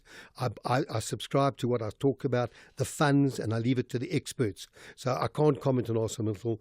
And then when you say, why I'm saying to you, if you're investing and go to buy different stocks, I think it's a very difficult thing to do, because where are you going to get your research from? Rather go into funds. And if you want to be invested in a particular sector, I gave the answer earlier on. If you're going to be invested in a sector, then you decide the sectors you're going to invest in. I can tell you what I've got invested for my grandchildren. My grandchildren are in technology. They're in pay systems like Visa card, MasterCard, PayPal, all those type of systems. They're in healthcare devices, because the world has changed. They're in healthcare. When we talk about drugs, there have been a lot of traditional drugs around for many, many years. The new drug on the market is the diet drug. The drugs developed by those pharmaceutical companies, which is going to change the world. But it may not, from month to month, week to week, it may not be performing as well as I think of a share. And again, I'm just thinking of a share because I watch it. Eli Lilly, it's been a little bit disappointing, but they are the big leaders of this drug. The weight loss drugs. Yes. And think about how the world's going to change on those weight loss drugs. When people start losing weight, they want to continue, and then their whole life changes. So their eating patterns, everything they do. And so that's what I'm talking about. But I'm not looking to buy an individual stock like ArcelorMittal. I'm saying rather go into a fund in that sector. Brian, one of our listeners here makes the point, and he says that any financial advisor, there we go. He says that any financial advisor will always recommend investing in funds purely because they can rub their hands together over the hidden charges they pass on to the clients. In the end, the investor gets the dribs of the returns. That's from Godwin. Godwin, great comment. Let me explain to you. Financial advisors, we charge 0.5% a year for managing funds. The Swede's coming up. Sorry, Brian. Sorry about that. Yeah. Forgive me. Anyway, we and financial advisors don't care where the funds are invested. It's in that they earn their 0.5%. If it's in fund A, B, C, D, if it's through an insurance company, they earn. However, funds have different fees, and there you need to understand what those fees are. You're absolutely right. You know, that's why I talk about exchange-traded funds where the fees are much lower, or anything to do with the unit trust. But a lot of unit trusts have the fund manager who manages those monies have higher fees. And higher fees means they do maybe putting a lot more research in. So you're absolutely correct. I don't think financial advisors rub their hands in glee because they don't care. They're going to earn their 0.5% wherever those funds are. And so they have no vested interest in that fund because their vested interest is giving you the best possible advice based on you understanding risk and time horizon. Risk being how much risk are you taking and what time horizon. You come to me to invest money for 3 years, you ain't going anywhere near the markets. You come to me and you say, I'm putting money into 10 years, I'm taking you offshore, I'm putting you in the S&P, which is the top 500 American companies, and I'm putting you into NASDAQ, which is the top technology companies. I'm not picking the technology companies. That is being picked for either by way of the index or by fund managers. Let me go to Mbata in the Northern Cape. Good morning. Morning, Kunjani. Ngiyaphila Mbata, go for it. Ngiyaphila mntakama uzongixolela ngikho muhle ngesilungu. Bengisacela nje ukubuza ukuthi lapha ngiyamuza ubaba lapho uyakhuluma ngama-investment and stuff. Bengicela ukubuza khona le abathi i-unit trust le ngicabanga ukuthi ngangayibona ngathi bakhuluma ngayo Ellen Gray. Bengicela ukubuza ukuthi ngabe yona indlela e-right yokuthi ungayo-investa khona or yona ikanjani. Bengicela ungichazele khona lapho mntakama. Okay, all right, Mbata. You listen on the radio then. So Brian Mbata is asking about unit trusts. And he says he's heard about Alan Gray unit trusts and whether those would be a good option. And maybe if you can also just explain a bit more about how unit trusts work. Okay, well, let me explain to you. Alan Gray is a name. It's a room, as is Coronation, as is Investec, as is Anchor, as is Liberty Life. So you're going to buy a room from one of these organizations, all solid organizations. And now you've got to furnish the room. The furniture is the investment. And the reason I compare it to furniture is because we move furniture around, and so do you move your investments around. So whilst Alan Gray, fine company, they've got 20 funds you could be invested in, and you need to determine what your strategy is and what of those funds you want to invest in. You can invest in a balanced portfolio, which is across the board equities. You can invest in an equity portfolio, and then you can invest in technology. So what is a unit trust? A unit trust is where a company has a look at the market. Remember, there's 300-400 shares in the market. That particular fund manager will then pick the stocks that they want to be invested in. They'll pick anything between 25 to 30 stocks, and they will take the investors' monies, all the investors who've given Alan Gray money in a particular strategy. Let's say you're going into general equities on a balanced portfolio. They will pick the top 30 companies that they've analyzed. They've done all the research on your behalf. Those 30 companies will then be cobbled together in this portfolio called the balanced fund, and you will buy units in that balanced fund. You will give Alan Gray money. Your money will go into the balanced fund, and that balanced fund then will be managed. That's where the fund manager's fees come in. They will manage those companies. If a company doesn't perform, they get kicked out. If a company does better, they may buy a bit more. If they're overweight, because there's some stocks, I think of a stock like Richmond, great company, but also it's so overweight in all the portfolios. The fund managers may be saying, we need to lighten, we're too much exposed. That is a unit trust. An exchange traded fund is where you're going into the same number of stocks. Let's say you're going to an exchange traded fund which is made of technology, and those technology stocks will be in that portfolio on your behalf based on the size of each company versus their size. So a company who's 10 times the size, company A of company B, may only have a small percentage in that portfolio, whereas company A, which is 10 times the size, may have more. That's left up to the fund manager, particularly if it's an actively managed exchange traded fund. Hope that helps. Thanks for that, Brian. I've got a question for you here. Let me just try and find my question. There we go. This listener says they're currently making extra money from Facebook and Twitter, and they want tax advice because this listener is not declaring that income to SARS. Well, I'm not sure what tax advice you want from me. You're in breach of SARS regulations. We are in South Africa taxed on all our income, and therefore you should be declaring it to SARS. Remember, if you're making money and there are costs incurred in the production of that income, you have the right to write that off against tax. But I can't give you advice not to declare it. You know, SARS have their own ways. I must tell you what happened to me on Sunday night. I went to get a takeaway. They would not take my card. They wanted cash. And I was a bit peeved off about cash because, firstly, I never carry much cash on me. But secondly, if stores are taking cash, I just wonder, they're charging me VAT. Are they paying the VAT over? So coming back to your question, you do need to disclose to TARS. You do need to get advice from a registered tax protection practitioner or your accountant on what you need to do. But yes, there's this whole grey industry where people don't pay tax. One of the reasons why SARS says, you know, this informal sector, we're not collecting enough money from the formal sector. So, yeah, all I can say is, yeah, you're going to have a problem because all of a sudden you've got all this cash. You can't bank this cash because the banks could then report you to Reserve Bank. Not that they're suspicious of you, but they've got certain reporting requirements. If you're putting cash in the bank has a requirement just to inform SARS. They may do nothing with it. So, and then what are you going to do with that cash? And let me tell you, we're becoming a cashless society.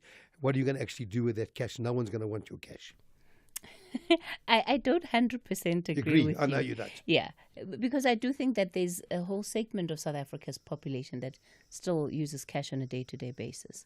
Where does the cash come from? What do you mean? I mean, if people are catching buses and taxis, they're using cash. Okay. Yeah. But tell me, when I go to a store and I'm checking out and I see someone paying with 200 Rand notes. Yeah. Where does that? I always wonder. Is that declared money? What do you mean, Brian?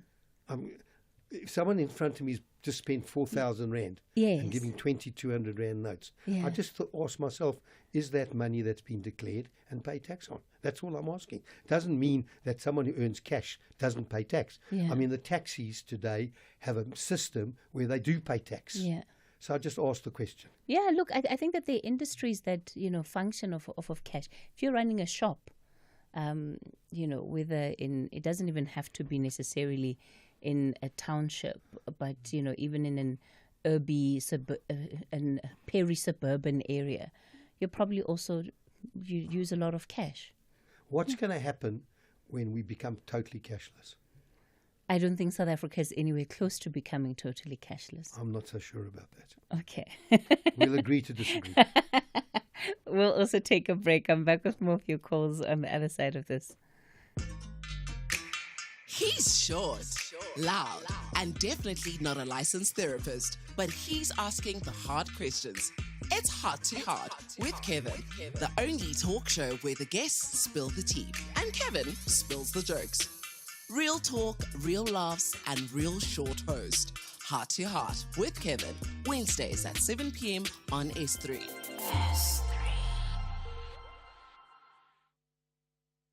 Talking Finance with Brian Hirsch, making sense of your finance.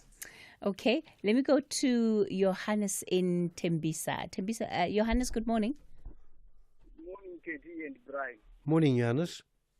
Yes, I just want to hear you talking about Signia. I don't know if it's the one which is called the Signia Group. Before it was Jeremy Gallet and the association. Sorry, my apologies. I couldn't hear you. Something just went wrong with I'm hearing you talking about Signia. I don't know, it's the one which is called Signia Group. Before it was called the Jeremy Gallet and Association.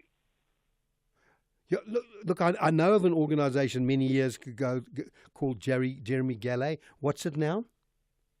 Yes, because you say There are those ones when I was declared permanently disabled. Then they run. I was having cover like permanent health insurance, group life insurance, a lot of cover. Then they changed that name to Signia. I'm struggling now. I took this case to National Financial Ombudsman. I don't know whether I will get help. I remember last time I sent you the letter to help me. The lady, you spoke to the lady there, Signia, who stopped you and say no, you can't. It's a confidential information. And then you wrote a letter to me to say no, as much as I want to help you, I can't.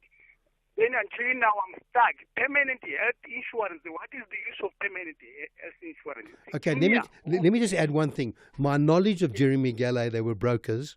They ran pension funds, and they would have placed that business with institutions which are well known to the public. All the names you hear about, the Liberty, Sanlam, the Mutuals. So you wouldn't physically be getting money from Jeremy Galley. You would have been getting it from a company, a fund. Have you, in past years, were you receiving a pension for being a disability pension? Let me listen to on the radio. It looks like network. I can't hear Brian nice. Johannes, he's asking you a question. Yes. He's asking if you are receiving some form of a disability pension. Yes, I was having a lot of covers. There was this one, permanent healthy. This one, I'm receiving disability from Capital Alliance, Libas. Yeah. Then now, what is the use of the permanent health insurance? And then even when I left the job, I was not given the money for my service, even one rand. They signed the forms for pay my pension without my consent or my knowledge. Until now, I'm struggling. Tell me, can I ask you a question? How long ago was this? It was I was declared permanent. It was 2008 February. And were you? And have you been receiving? How old are you now? No, Brian is breaking. I can't hear Brian. Maybe if he can, because I was hearing. Johannes, Brian is asking you how old you are now. No, also network. I don't know. Okay. This is what we'll do. We'll take it offline. We'll have to take it offline. Get his phone number and I'll call you. Okay. Let me bring in some of the WhatsApp voice note questions that you've sent through.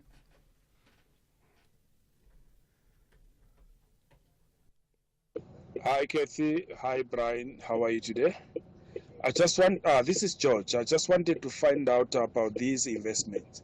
How does one find out if the company is legit? For example, like Alan Gray. How do you know if the scams are using the Alan Gray brand or maybe the building to lure people into investing? How do you find out if it's an original company or it's a scam? Thank you. Bye. George, very simply, if it's a well-branded company that's been around for years, Alan Gray, Mutual, all those companies have been around for years. If it's a hybrid from one of those companies, you have every right to be suspicious. But if it's a well-branded company and it's been around, you can always contact the FSP. You can contact the FPI, which is the Financial Planning Institute, to get you can't do due diligence, but you can ask them for a reference. And I can assure you, all those companies that are well branded, you're absolutely safe and sound. But yes, be very careful of a non-branded company offering promises and great riches.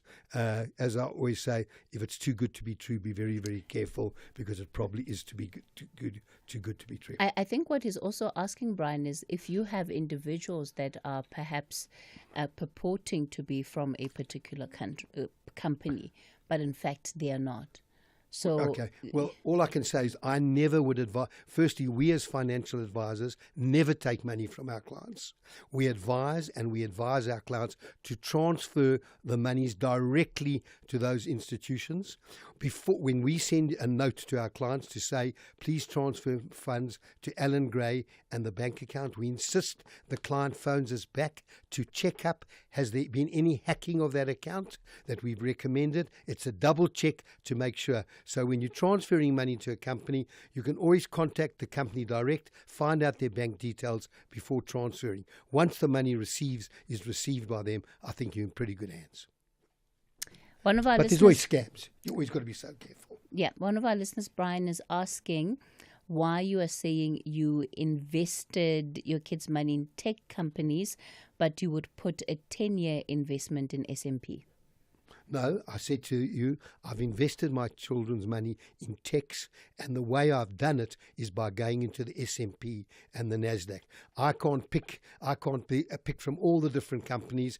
I can't manage it, so I'm leaving it to the expert to manage it. I'm leaving the index itself will manage the top companies. If a company starts to underperform, it'll fall out of the index, and that's where I've invested my grandchildren's money. Another question here. I had an investment with Discovery, which I terminated recently. The money is currently in my account and I want to reinvest in a different company. I also have investments in Satrix and 91.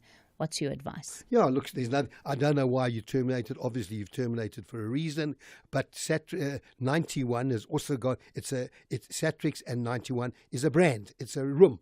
You're buying investments. You've got to decide which Satrix fund, which 91 fund, and depending on your appetite for risk. I've invested, as I said, with my grandchildren's money because it's long term.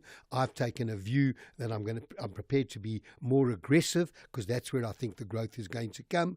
You may be a little bit more conservative. You may decide I'm going into a 91 balance fund. I'm going into a Satrix top 40 fund.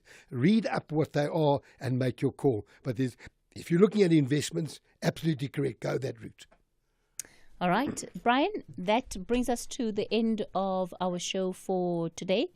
Your contact details? www.bhca.co.za, and that one caller that couldn't hear me, I'll phone you on the way back now from the studio. All right, Brian Hirsch, always a pleasure.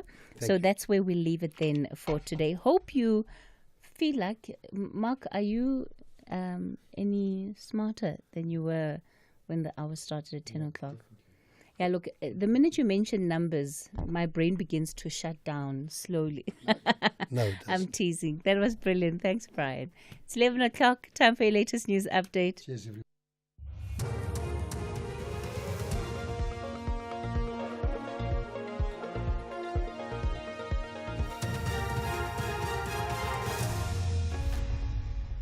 Thank you, Cathy. Top stories at 11. PSA seeks advice on legal action against Health Department, and American conservative commentator reacts to GNU's visit to the country.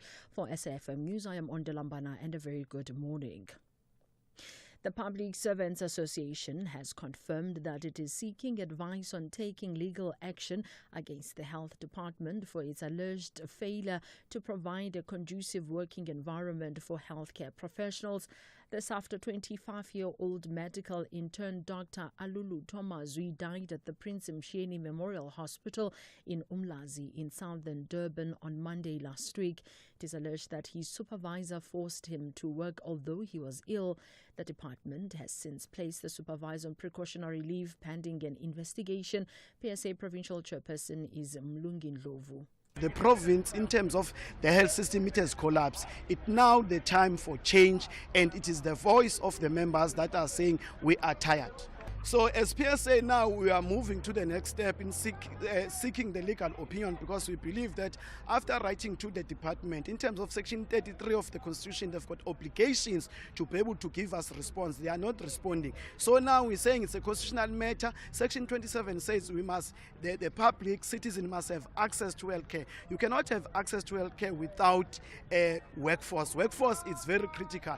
That's why as PSA in the province, we appeal to any NGO or any people who are interested to take the department to court so that the department can fulfill their obligations in terms of the constitutions and other regulations.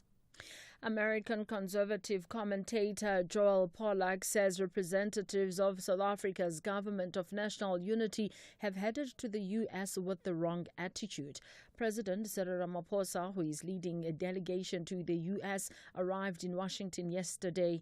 Ramaphosa and his U.S. counterpart Donald Trump are scheduled to meet at the White House tomorrow. Relations between the two countries are strained after Trump signed an execution order in which he alleged that white Afrikaners faced a genocide in South Africa. Pollack believes Ramaphosa's delegation may focus on disputing Trump's claims. If you look at the text of the executive order that Trump actually issued, it doesn't even mention genocide. It talks about the areas of policy disagreement quite clearly and explicitly. And that's what South Africa's representatives don't want to discuss. They don't want to discuss the Expropriation Act. They don't want to discuss the International Court of Justice case against Israel, which puts South Africa squarely on the side of Hamas. They don't want to discuss racial discrimination in hiring in South Africa and in business, which is keeping investors from the United States out of South Africa. So they actually don't want to discuss anything that Trump has explicitly said in writing he has a problem with. So I don't think this is going to go very well. Limpopo Premier Dr. Poppy Ramathuba says some of companies that government has contracted must be held accountable for not completing projects. This has affected infrastructure development in the province. Ramathuba's statement comes on the eve of Finance Minister Enoch Godongwana's tabling of the 2025 budget. She says they want to improve the screening of potential contractors for qualifications during the procurement process. The focus would be this time around on the public sector infrastructure. We need our implementing agency, your DBSA, your IDT and all that, but also the big role players, and equally the very same SMMEs who are complaining that we take forever to pay them, but they also need to come. We are also saying we need the profession itself. By profession, I mean the statutory bill that regulates the built-in environment, because we are seriously having a serious challenge. A team of police investigators has been assembled to intensify the search for a man who is from Libode in the Eastern Cape. Siyabonga Mvukuzo went missing in Johannesburg 3 weeks ago. He had been driving from Makotyeni village to Johannesburg. Mvukuzo is alleged to have been hijacked and kidnapped near his destination. His vehicle was recovered, dumped and stripped in bushes. His mother, Madlamini, says getting his remains would give them the closure. We need help. We need assistance from the people and law enforcement agencies to please help us in the search for Siyabonga. We are not complaining because police have been working with us as a family ever since this case was brought to their attention. All what we are pleading for is to find him alive. That's our prayer, and we hope God will have mercy on us. A team of scientists in the U.S. states has begun building a particle detector, which the group hopes will reveal why the universe exists. The experiment will begin in 2031 and will take place in vast caverns over a distance of more than 1,000 kilometers. The BBC's Palab Ghosh has more details. When the universe began, two kinds of particles were created. There was matter, from which stars, planets and everything around us is made, and there was an equal amount of its exact opposite, antimatter. Theoretically, the two should have cancelled each other out to leave nothing but a big burst of energy. Yet here we are. Scientists believe that the answer to understanding why matter won and we exist lies in studying a particle called the neutrino and its antimatter opposite, the antineutrino. Recapping the top story, the Public Servants Association has confirmed that it is seeking advice on taking legal action against the Health Department for its alleged failure to provide a conducive working environment for healthcare professionals. I am Ondelambana for SFM News, headlines at 11:30.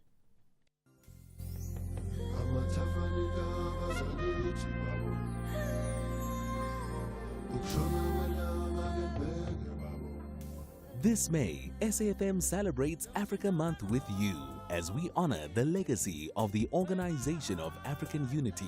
We bring you rich conversations and stories that shape the continent.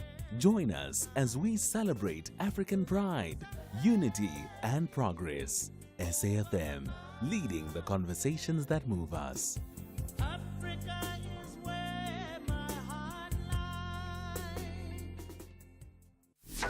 Ashraf Gada on SAFM. We don't always talk on good news days. Today is one of those days which is not good news because of the 1 percentage point increase. Explain how you got there. We had 17.1 million people who were employed.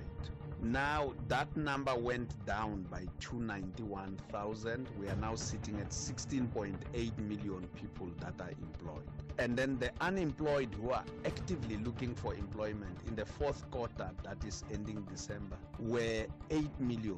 They have gone up by 237,000 to 8.2 million. So now that the number of the employed has gone down and the number of the unemployed has gone up, we end up with the unemployment rate increasing. Senga Maluleke, the Statistician General. You're listening to the National Pulse. Missed it? Find the podcast at safm.co.za.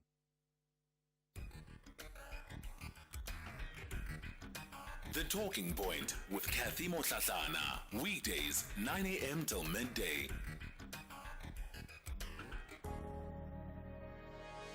Good morning, House Cathy.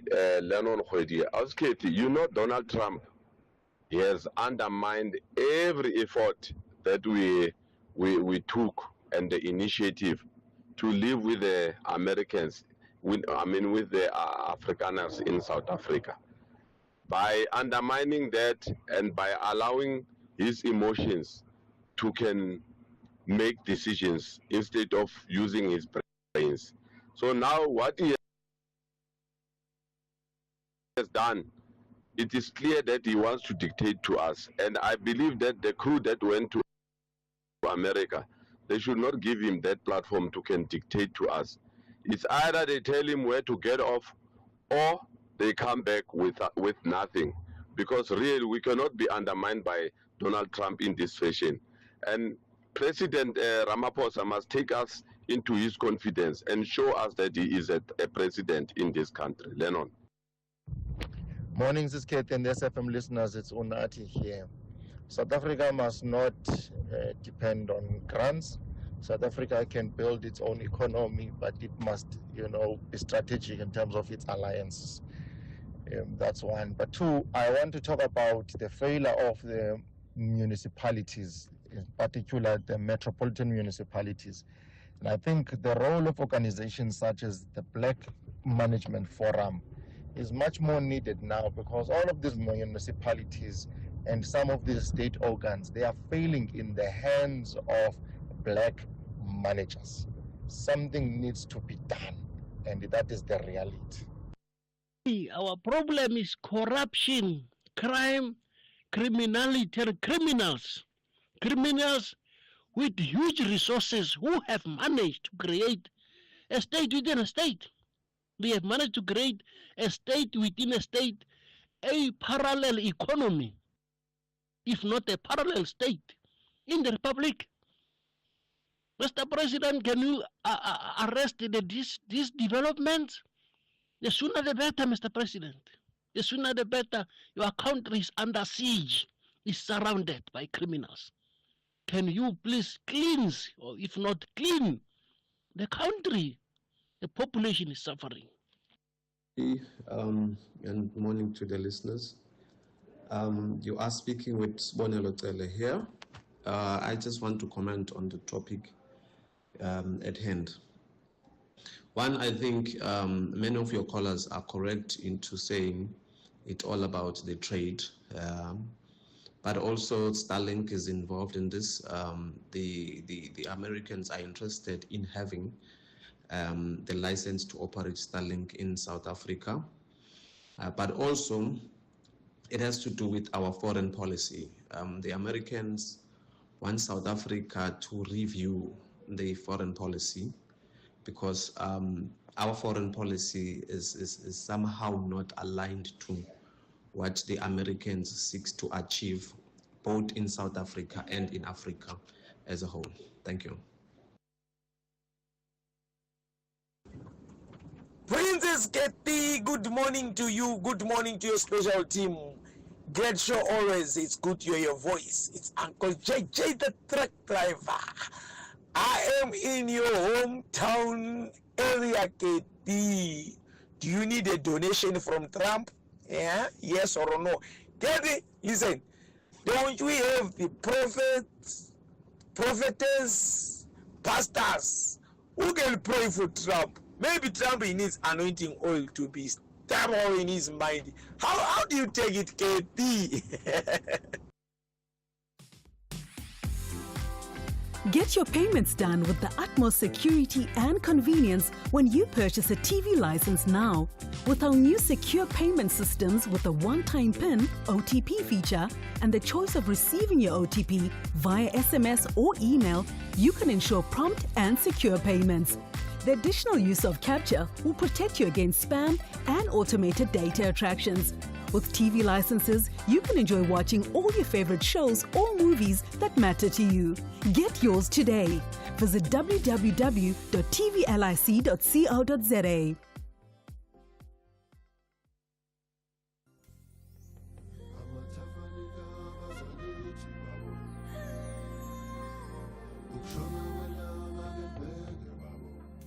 This May, SAFM celebrates Africa Month with you as we honor the legacy of the Organization of African Unity. We bring you rich conversations and stories that shape the continent. Join us as we celebrate African pride, unity, and progress. SAFM, leading the conversations that move us.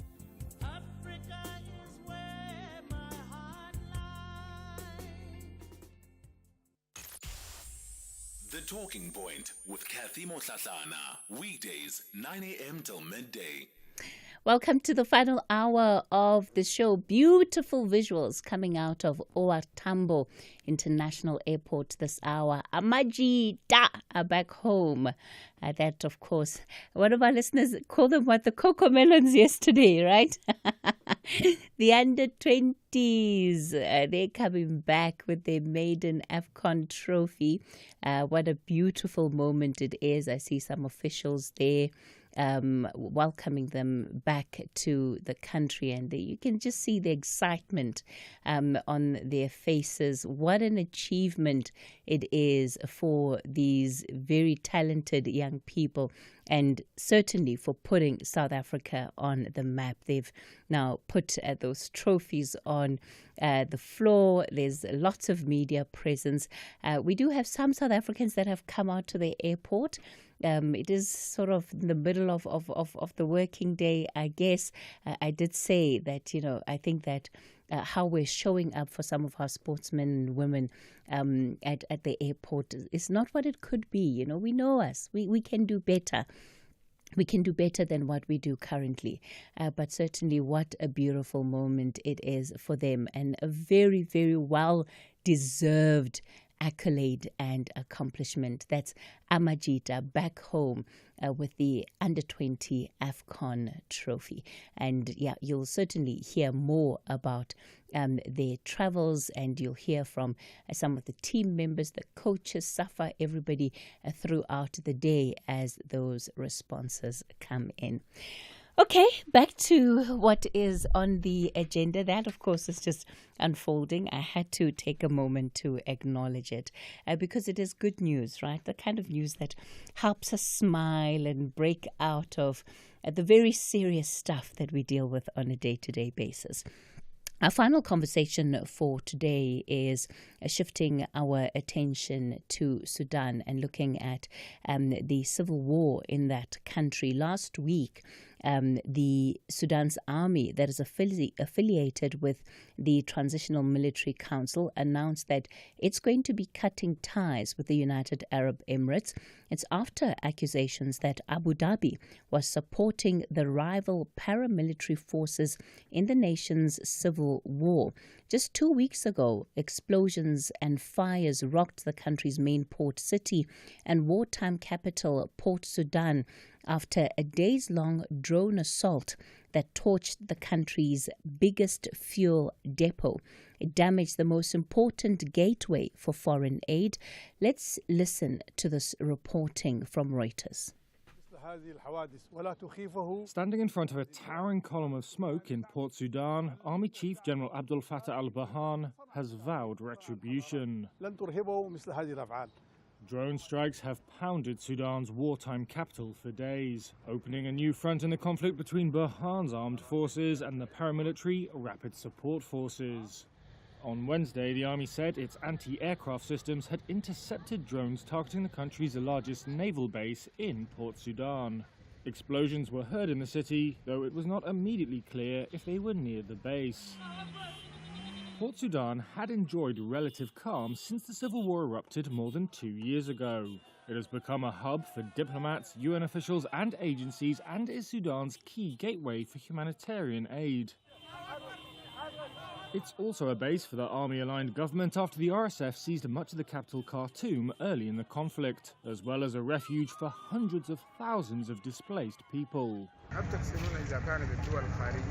In Port Sudan on Tuesday, resident Awadallah Dawood Kafi said the will of the people would not be broken, as he blamed foreign countries for supporting rebel militias.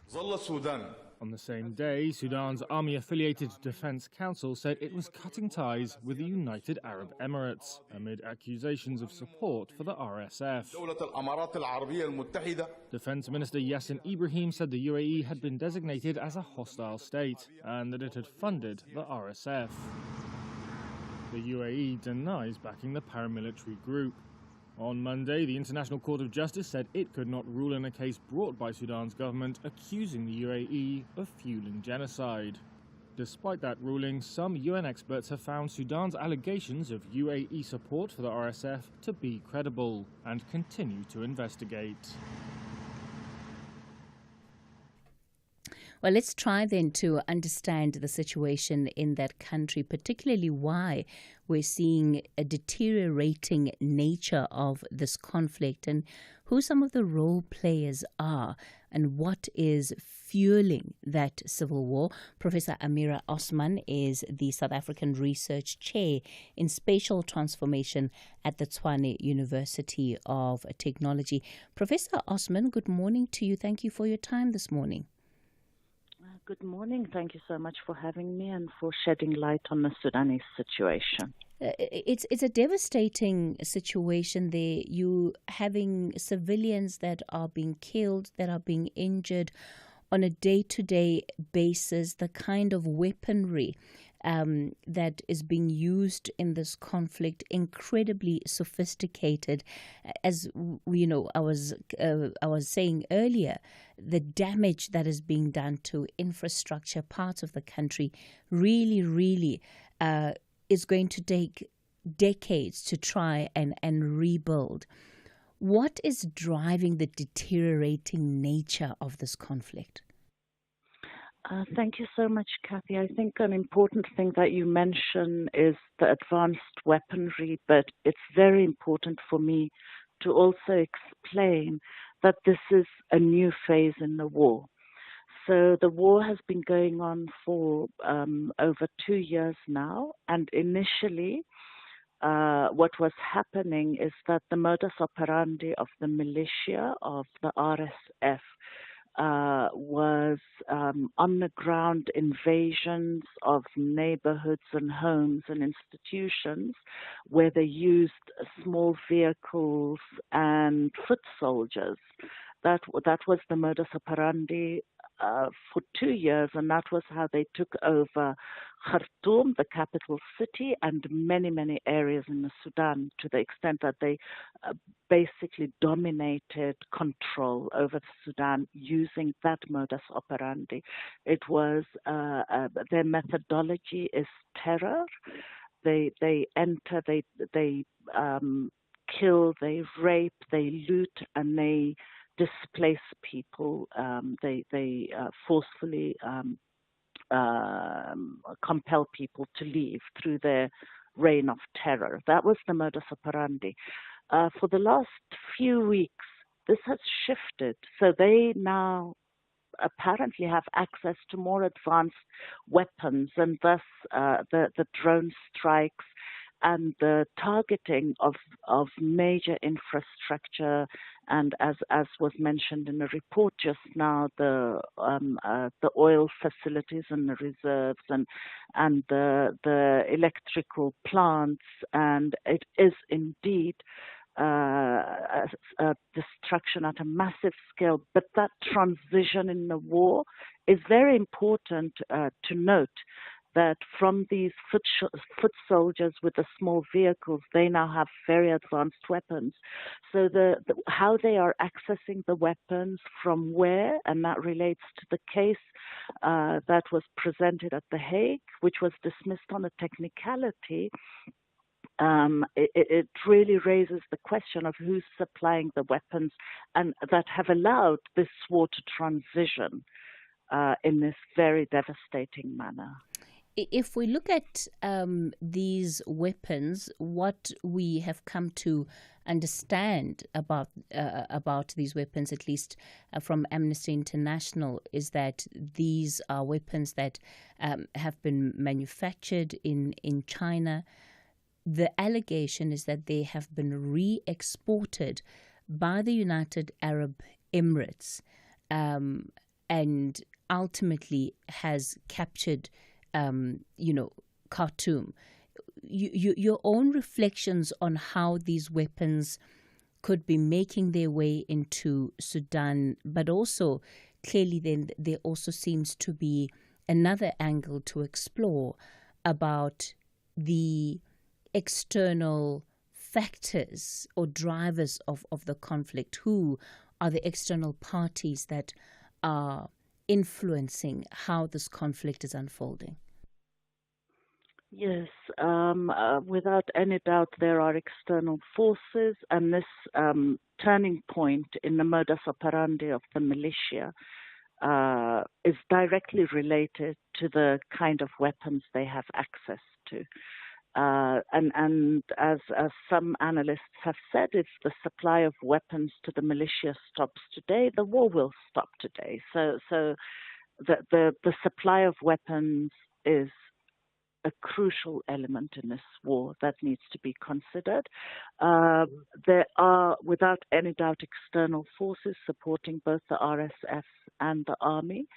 But it's also very important to note, and this might seem like a contradiction, because the Sudan overthrew a 30-year military dictatorship in the 2019 revolution, where the Sudanese slogans on the streets of the whole country were for the military to go back to the barracks and to bring into place a civilian government.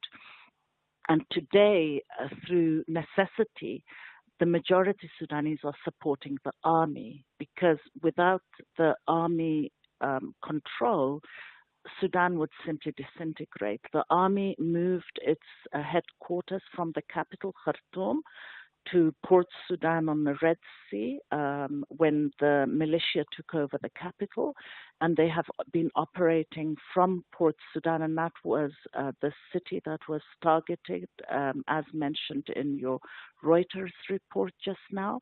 And without the army and what they are able to offer in terms of managing the country, keeping the institutions functional, Sudan would simply disintegrate. There would not be any Sudan. So the majority people of Sudan who had opposed army rule so strongly now have no option but to support the army that's operating from Port Sudan.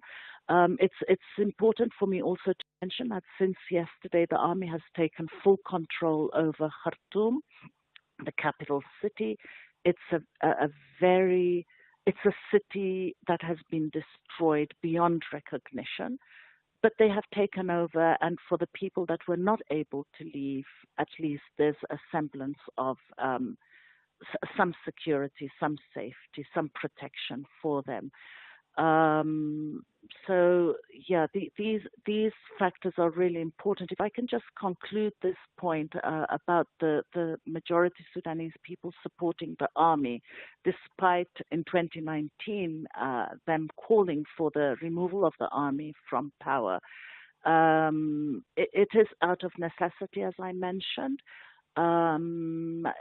Entities such as the African Union, I think, we're talking about external influence, and I believe that entities such as the African Union have taken a reasonably good position in that they have refused to recognize any parallel government that would definitely tear the Sudan apart. They are recognizing only the government that's now operating from Port Sudan. There have been an uncertain kind of relationship between the Sudan and the African Union, where the Sudan was suspended because of the coups, because of the condition that it goes to a civilian government. And we can see some evidence that that's what al-Burhan, the current leader of the army and the current de facto president of the Sudan, he's kind of gradually handing over ministries and the leadership of the country to civilians. Can the army be trusted? I'm not sure, but at the moment we have no option but to support the army for the safety of our families, for the safety of people trapped in the Sudan, and just to hope that they are able to bring some stability and to keep the country together and not to fragment the country.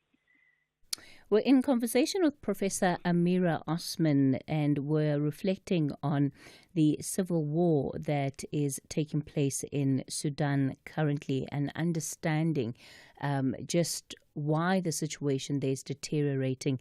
As she has said, the conflict has now entered a new phase, and in particular the use of all of this sophisticated high caliber weaponry is a sure sign that it has entered new terrain. One of the things that we'll discuss when we continue the conversation is looking then at the role of the United Nations, in particular the Security Council, and the call for the Security Council to actually come out publicly around what is happening in Sudan, and in particular looking at that arms embargo and why it is that is not really being respected in as far as Darfur is concerned. So we'll continue the conversation shortly. Right now, we're going to take the latest 11:30 news headlines. Thank you, Cathy. On the news headlines, COSATU says it expects Finance Minister Enoch Godongwana to table a progressive budget tomorrow. Godongwana will make a third attempt to table the 2025 budget. The Public Servants Association has confirmed that it is seeking advice on taking legal action against the Health Department for its alleged failure to provide a conducive working environment for healthcare professionals. And government has expressed regret over 2 deaths during a violent service delivery protest in Dibglov, Soweto yesterday. A full update follows at the top of the hour. No matter our abilities, we can all play together. It's always time to play on Takalani Sesame. Wow! I love this game! Learning new things is the best part about having a friend who knows something you don't know. Oh, yay! We are all special in our own way. Tune in to see what makes you special for the all-new episodes of Takalani Sesame. Weekdays at 3 p.m. on SABC2.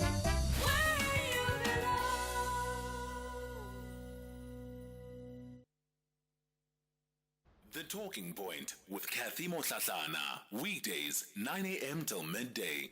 Well, we continue the conversation on the Talking Point. Professor Amira Osman, SA Research Chair in Spatial Transformation at the Tshwane University of Technology. So, Prof, let's move then into this issue around the United Nations Security Council and the arms embargo. What's at play here? As I mentioned earlier, many do believe that if the supply of weapons stops, the war will have to stop. And I think that's really all I would like to say on this matter. There are many reports from very reputable and reliable sources regarding how the weapons are coming into the Sudan and what kind of weapons that the militia currently has access to. And the listeners can refer to these reports. The listeners can refer to the case that was brought forward by the Sudanese government in The Hague. As I mentioned earlier, it was dismissed on a technicality. There was nothing that opposed the content of the case that was brought forward, which raises very deep concerns. And that is all I would like to say on this matter currently. Thank you. The question, of course, then will also turn to de-escalation and what it is that needs to be done in the moment. Number one, to try and de-escalate the violence that we are seeing, but also to try and establish, and I don't know here that what we need is communication lines between the government and the RSF, but what is needed to de-escalate this situation in your view? Yeah, that's a very interesting question, in the sense that I believe that one of the dangerous kind of interpretations of this is that the army and the RSF are similar, or that they to equate them with each other. It's very important for me to say very clearly that the army controlled zones in the Sudan are the places where people go for refuge. Those are the places that aid agencies and governments, other governments, neighboring countries, they need to support the army in retaining those safe zones for citizens. And that's where the aid needs to go. It's very important for me to state that, because if we equate the two parties, I think that's a very dangerous route to take, because as far as I know, as a Sudanese, the RSF has not presented any plan for the safety of civilians. On the contrary, it has terrorized and displaced people. It has not presented any vision for how to lead the Sudan. It has that we cannot equate the two. So yes, we need to de-escalate, I believe, by supporting the army to maintain these safe zones for the civilians, and the external forces and other governments and other international entities need to support the army in that role. Is the army blameless? No, it is not. It's very difficult for me as a Sudanese that has, for all of my life, like many Sudanese, called for the removal of the army from power and called for a civilian-led government. It's very difficult for me to say this, but this is the current situation we are in. So to de-escalate, we need to make sure that the RSF does not have the power, the means and the weaponry to terrorize the population. That's the only way I can see this de-escalating. I do not see the RSF, the zones that they took over, and I mentioned earlier that they had taken over very large areas of the Sudan before the army was able to recapture those areas. In those areas, did they lead with any kind of vision that would let us put our trust in them? No, they terrorized and they displaced people. So for me, de-escalation means making sure that the militia does not have the means and the weaponry and the power to continue. That is what a de-escalation for me would mean, and the securing of the zones that are under the army control. Of course, it's also important for us to reflect on how the lives of ordinary Sudanese people have been affected by this conflict. It's been ongoing for some time now. The fact that it's entered this new phase, of course, means that the impact will be much worse than it has been before. But how have people been trying to navigate their lives? Cathy, it is beyond imagination, the difficulties that the Sudanese have faced, and I really want to just mention the Darfur region, mention the genocide going on against the Masalit, to mention the displacement, the multiple displacements of the people that were at Zamzam camp in the west of the country. I just mention that to make sure that the listeners know that I'm aware of the immense tragedies that Sudanese people face on a day-to-day basis. However, in many areas of Sudan, despite the fact that this war has entered the new phase and with this advanced weaponry, the RSF is targeting the infrastructure. Many areas of Sudan have no power and have not had power for a very long time. People that were able to return, and that's a very important point for me to mention, that the areas that have been recaptured by the army, the people that have been terrorized out of their homes have returned to their homes, despite the destruction of infrastructure and despite the lack of power, despite the fact that things like irrigation systems have been destroyed so they cannot go back to their fields and plant. Despite that, they have felt safe enough to go back to their homes. Despite these difficulties, because the RSF is no longer there terrorizing them. So it's a very complex situation, and I would like to try and convey to the listeners that if the RSF is not there on the ground terrorizing people, people feel safe enough to go back home. With the targeting of these drone attacks on infrastructure, it means that in the civilian areas, there's relative safety. And even with the lack of things like power or irrigation systems, people still feel safe enough to go back home. And that just shows you the extent of the terror that the RSF inflicted on these people. So yes, there's a immense tragedy in the destruction that's going on in the infrastructure. However, people on the ground actually feel safer now, despite these difficulties. And that's a very important thing to note, that the areas that have been recaptured by the army are relatively safe zones currently. Okay, one of our listeners in Midrand, Felix, is asking about the context of the conflict. And Felix, my apologies, maybe I took it for granted, and I went straight into it. So, Professor Osman, if you can share some of that with us, how we've ended up here in the first place. And when we talk about these players, when we talk about the Sudanese Armed Forces and the Rapid Support Forces, the RSF, who are these players and what exactly is it that they're fighting for? Thank you so much to Felix for that question.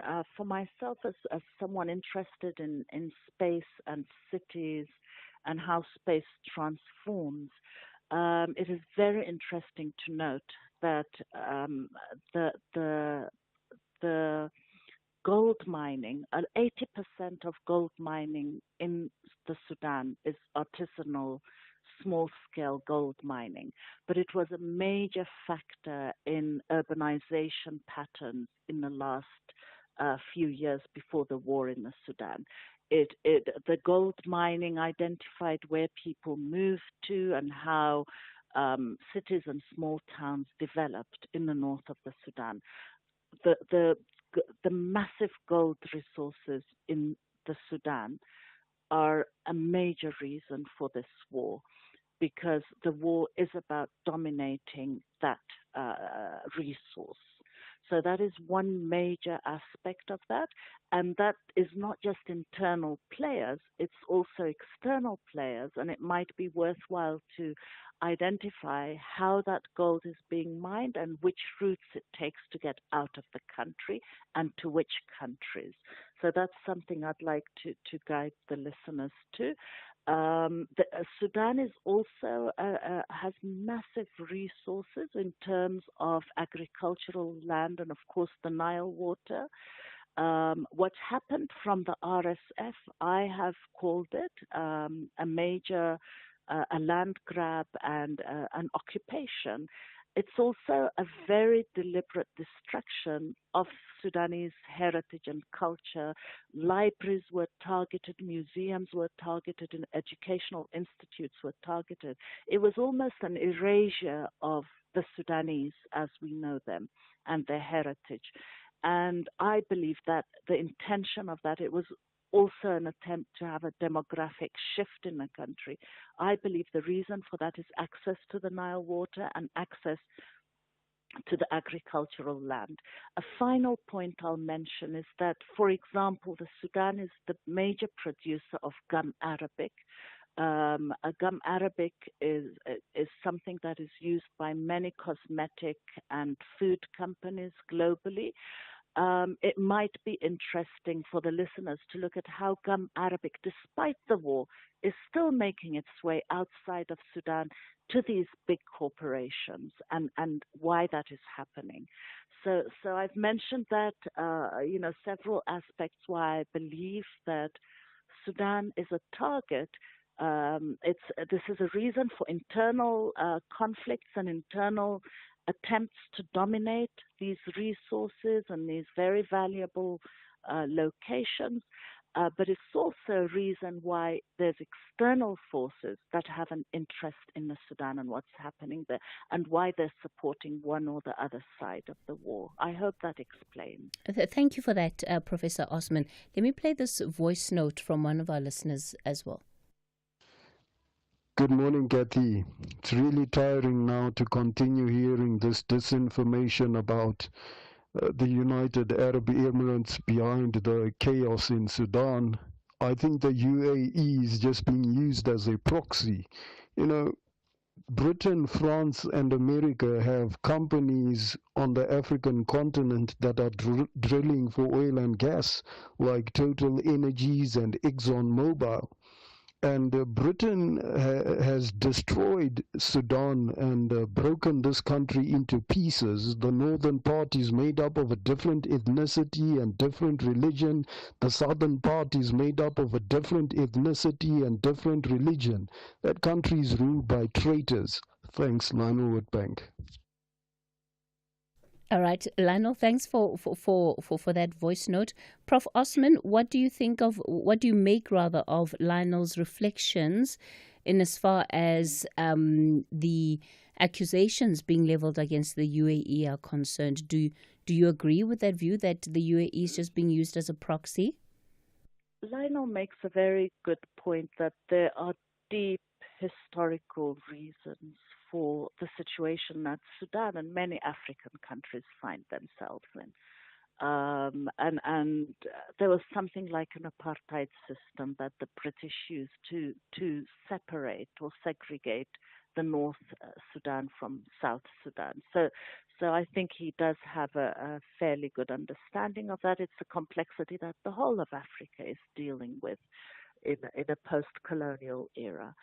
And post-colonial, I say cautiously in the sense that the colonizer has departed physically, but they're still quite active in kind of dominating the continent and its resources.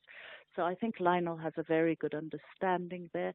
I do not want to, and I think you'll notice, Cathy, I've deliberately not tried to mention specific countries or entities. There's sufficient reporting in the media. There's sufficient evidence by very reputable sources, and there's reports that the listeners can refer to. So I'm deliberately not going into that. I am not a politician. I'm a concerned Sudanese. There must be external forces. He is right in saying that those external forces go beyond one country.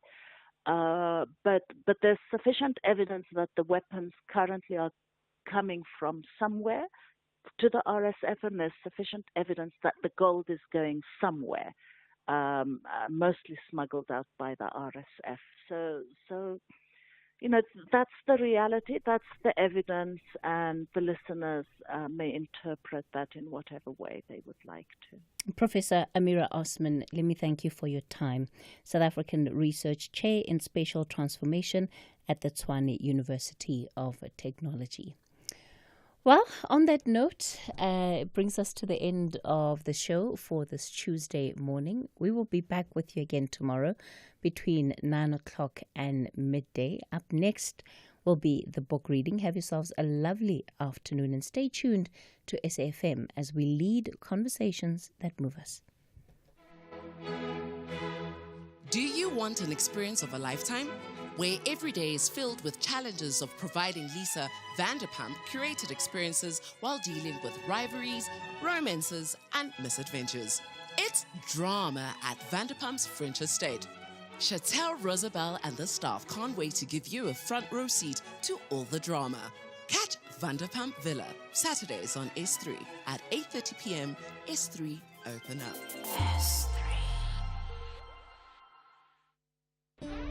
The Full Circle with Bridget Masinga.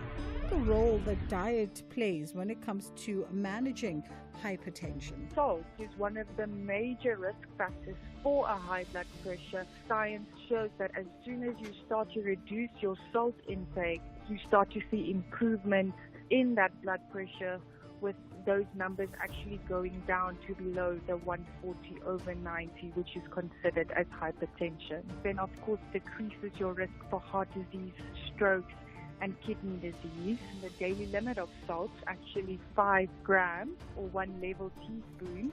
That includes not only the salt that we add at the table or during cooking. Carrie Erasmus, who's a registered dietitian. The Full Circle with Bridget Masinga. Monday to Friday, 1 to 3 p.m. The book reading. Please note that the views expressed in this book are not that of the station. Listeners' discretion is advised. SAFM presents another episode of the book Winning the Money Game, a guide to financial well-being by Mlamuli Mbambo, read by Samson Kumalo. The worrying trend I have noticed with your generation is the obsession of being self-made. Everyone is claiming to be a self-made millionaire. In my view, there is no such thing as a self-made person. For one thing, just being born requires someone to carry you. As you grow up, you require parents, family, teachers, and friends. When you are an adult, you still need other people because no person is an island. So there is no way you can be self-made. Every successful person I know was helped or given a chance by someone, and that was part of how they became successful. The trouble with this self-made narrative is that people would rather try to do it on their own for many years rather than seek help because they want to say they are self-made. Trust me, it is a lot more fulfilling to do it with other people, and you are a lot more likely to succeed with other people than going at it alone, because each person brings a different set of skills and resources to the team. So tell me, who is your mentor? Asked Mkulu. I don't have a mentor. How come? My path was pretty straightforward. I needed to pass my exams. Now that I'm going to start working, I think I will need a mentor because the path is no longer as straightforward, I replied. I think you could have had a mentor while you were studying. Perhaps if you had a mentor who had passed the qualification cum laude, you could have had better results. Maybe if you had a mentor who has run non-profit organizations, the non-profits you said you were involved in may have reached greater heights. I believe there are mentors for every stage and aspect of life. For example, Dlamini is great as a money and business mentor, but he would be useless as a fitness mentor. So I have a different fitness mentor, or should I say coach, for that aspect of my life. Mentorship can take many forms, especially with the ease of access to information today. I have had conversations with billionaires through their books. I've had deep and spiritual conversations with couples that have spent many happy years in marriage through their books. I found a new zest for life from traveling and learning. I enjoy watching videos on YouTube on many diverse topics. I would recommend TED Talks as a starting point. Mentorship is as narrow or as wide as you want it to be. Most questions you will have in your life have been asked by many other people before you. There are probably many answers, or you could combine the answers in a way that creates a new answer, whatever works for you. There is nothing new under the sun, just different perspectives or combinations of existing things. Mentorship gives you access to multiple lenses to view the same question. The quality of your life will be determined by the quality of questions you ask and the quality of mentorship you receive to help you answer them. Dodge financial bullets. A diamond does not lose its value due to lack of admiration. African proverb. It was a sunny morning. I woke up to the glorious smell of something lovely in the kitchen. As I walked into the kitchen, I noticed that it had been renovated with cupboards that looked like they should not be opened and just be admired. The kitchen had marble finishing, which made the kitchen light up. The magnificent table was set with splendid crockery. One would swear that a royal family was about to dine. It was an awesome way to start the day. Gogo was already in the kitchen and greeted me. She began telling me about what she was cooking, what it was made of, why it was healthy and good for a person. She even started telling me which ailments it decreased the chances of getting. It got to a point where I zoned out, but Gogo, being sharp-eyed, called my name and my attention returned to her. I really do not understand why people do not care about the food they put in their bodies. If people were to eat healthier, they would lead far better lives, have physical wellness, and look younger for much longer, she said with her hands pointing to her youthful face. When I was a nurse, one of our courses was based on nutrition and special diet for certain conditions. Over the years, I've witnessed the power of good food in promoting health. I studied further to obtain a dietitian qualification and focused on how foods promote or impede good health. I hear you, Gogo, but I think I'm still far too young to have worries about my health. Gogo gave me a pitiful look and said, "Prevention is always better than the cure, my boy. Most of my clients today would be in a far better condition of health if they had started eating healthy food at your age. My company's mission is to teach people that eating healthy is always a good idea. It promotes good health and mitigates illnesses and ailments." Gogo was very passionate about her business, and it also showed in her cooking at home. The good part, though, was that Her healthy food was very delicious, and she could turn the simplest meal into an extravaganza. She said that food was not only about the taste, but also about what you see, so the presentation is just as important as the meal. Gogo had gone all out that morning, as she always did when I was around.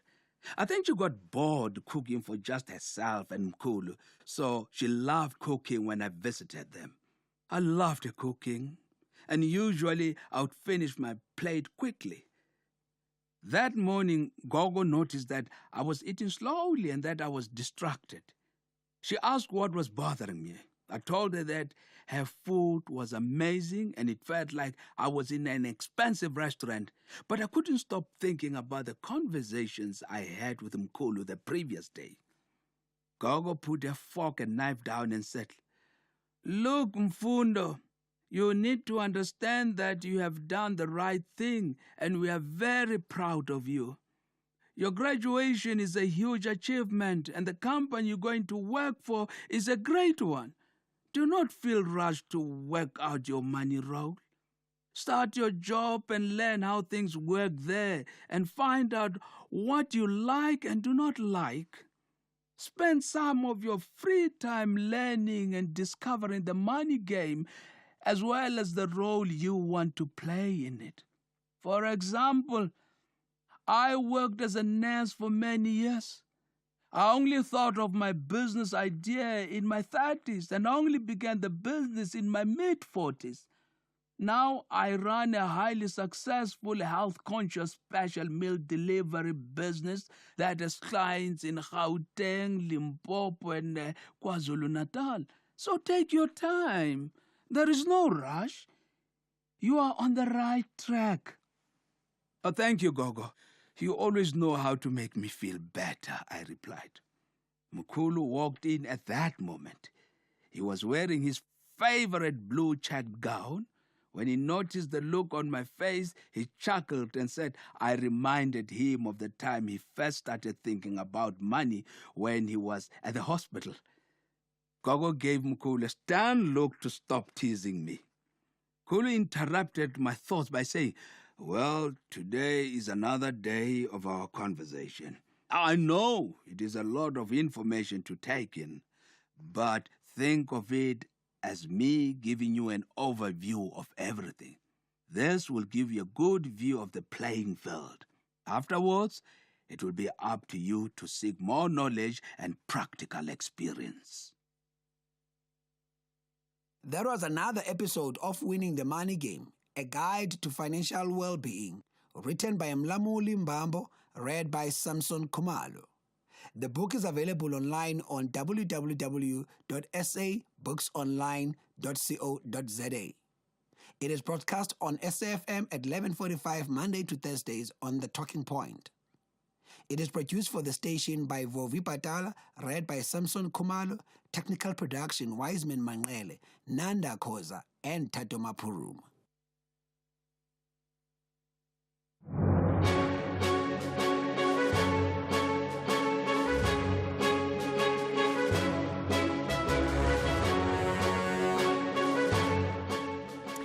O'clock on Tuesday, the 20th of May, 2025. A very warm welcome to Update at Noon here on SAFM. Leading the conversation, I'm Sakina Kamwendo. Coming up in the next hour, we have got all the districts and the Metro Disaster Management Centres on standby. They have all activated their various resources. So, I think everything is in place for us to manage this incident. A severe cold front is expected to hit the country, bringing snow and a chilly drop in temperatures starting today. We are not saying the department must not investigate, but they can investigate themselves. That's why we have written to Ombas to say, health Ombas to say they must investigate. Well, there continues to be an outcry over the death of a medical intern, Dr. Aluluto Mazwi from the Prince Mshieni Memorial Hospital. And coming up in sport, Amajita back in Johannesburg. We're going to hear from a couple of the players and Superfans. Also a big match today between Supersport and Pirates. I'll explain why it means so much to Supersport.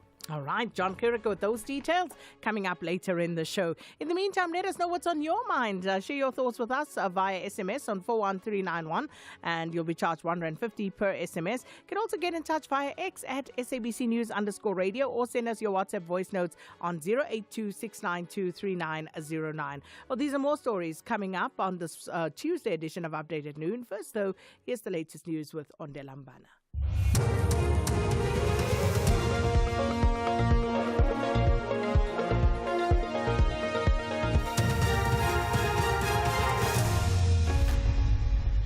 Thank you, Sakina. Top stories at 12. Finance Minister to table the budget tomorrow, and PSA seeks advice on legal action against Health Department. For SAFM News, I am Ondelambana, and a very good morning.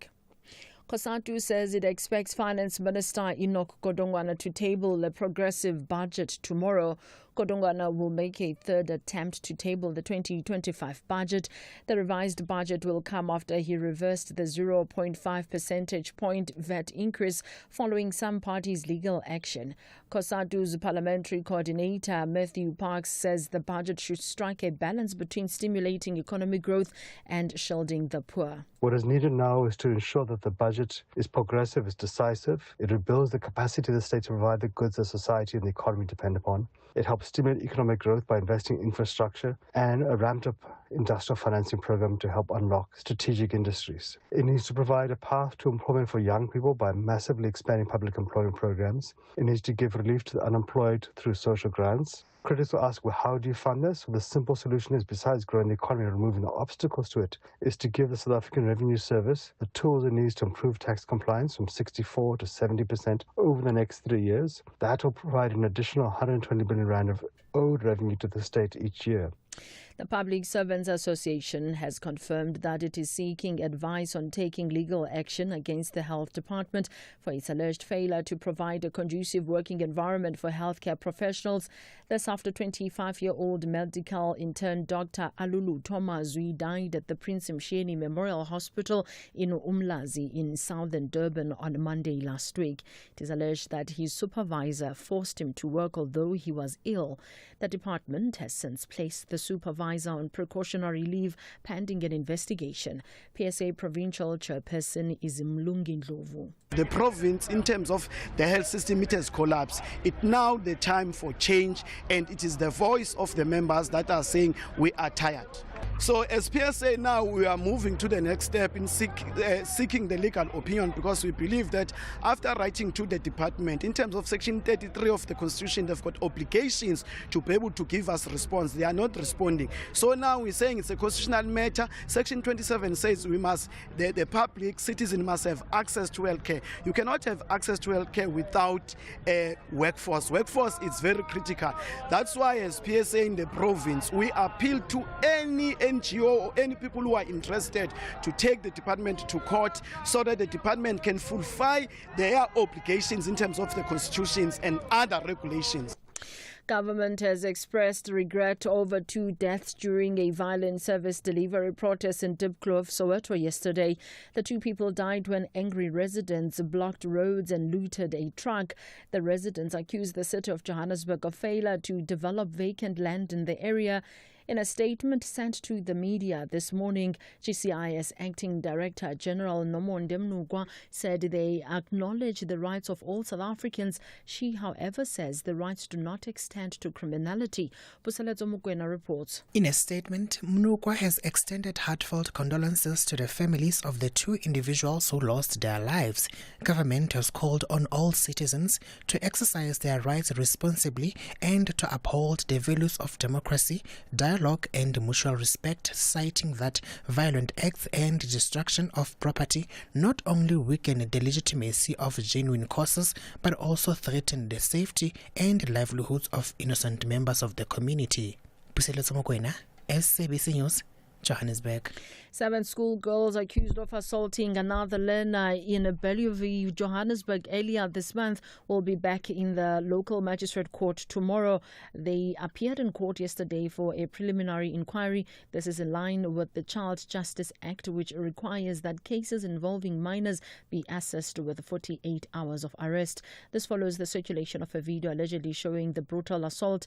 National Prosecuting Authority spokesperson Pindim Jonondwane. And the matter was postponed to the 21st of May 2025 for the finalization of the preliminary inquiry. The factors that the preliminary inquiry seeks to establish, amongst others, are their circumstances, their background, as well as the factors that may have led them to commit the alleged offense.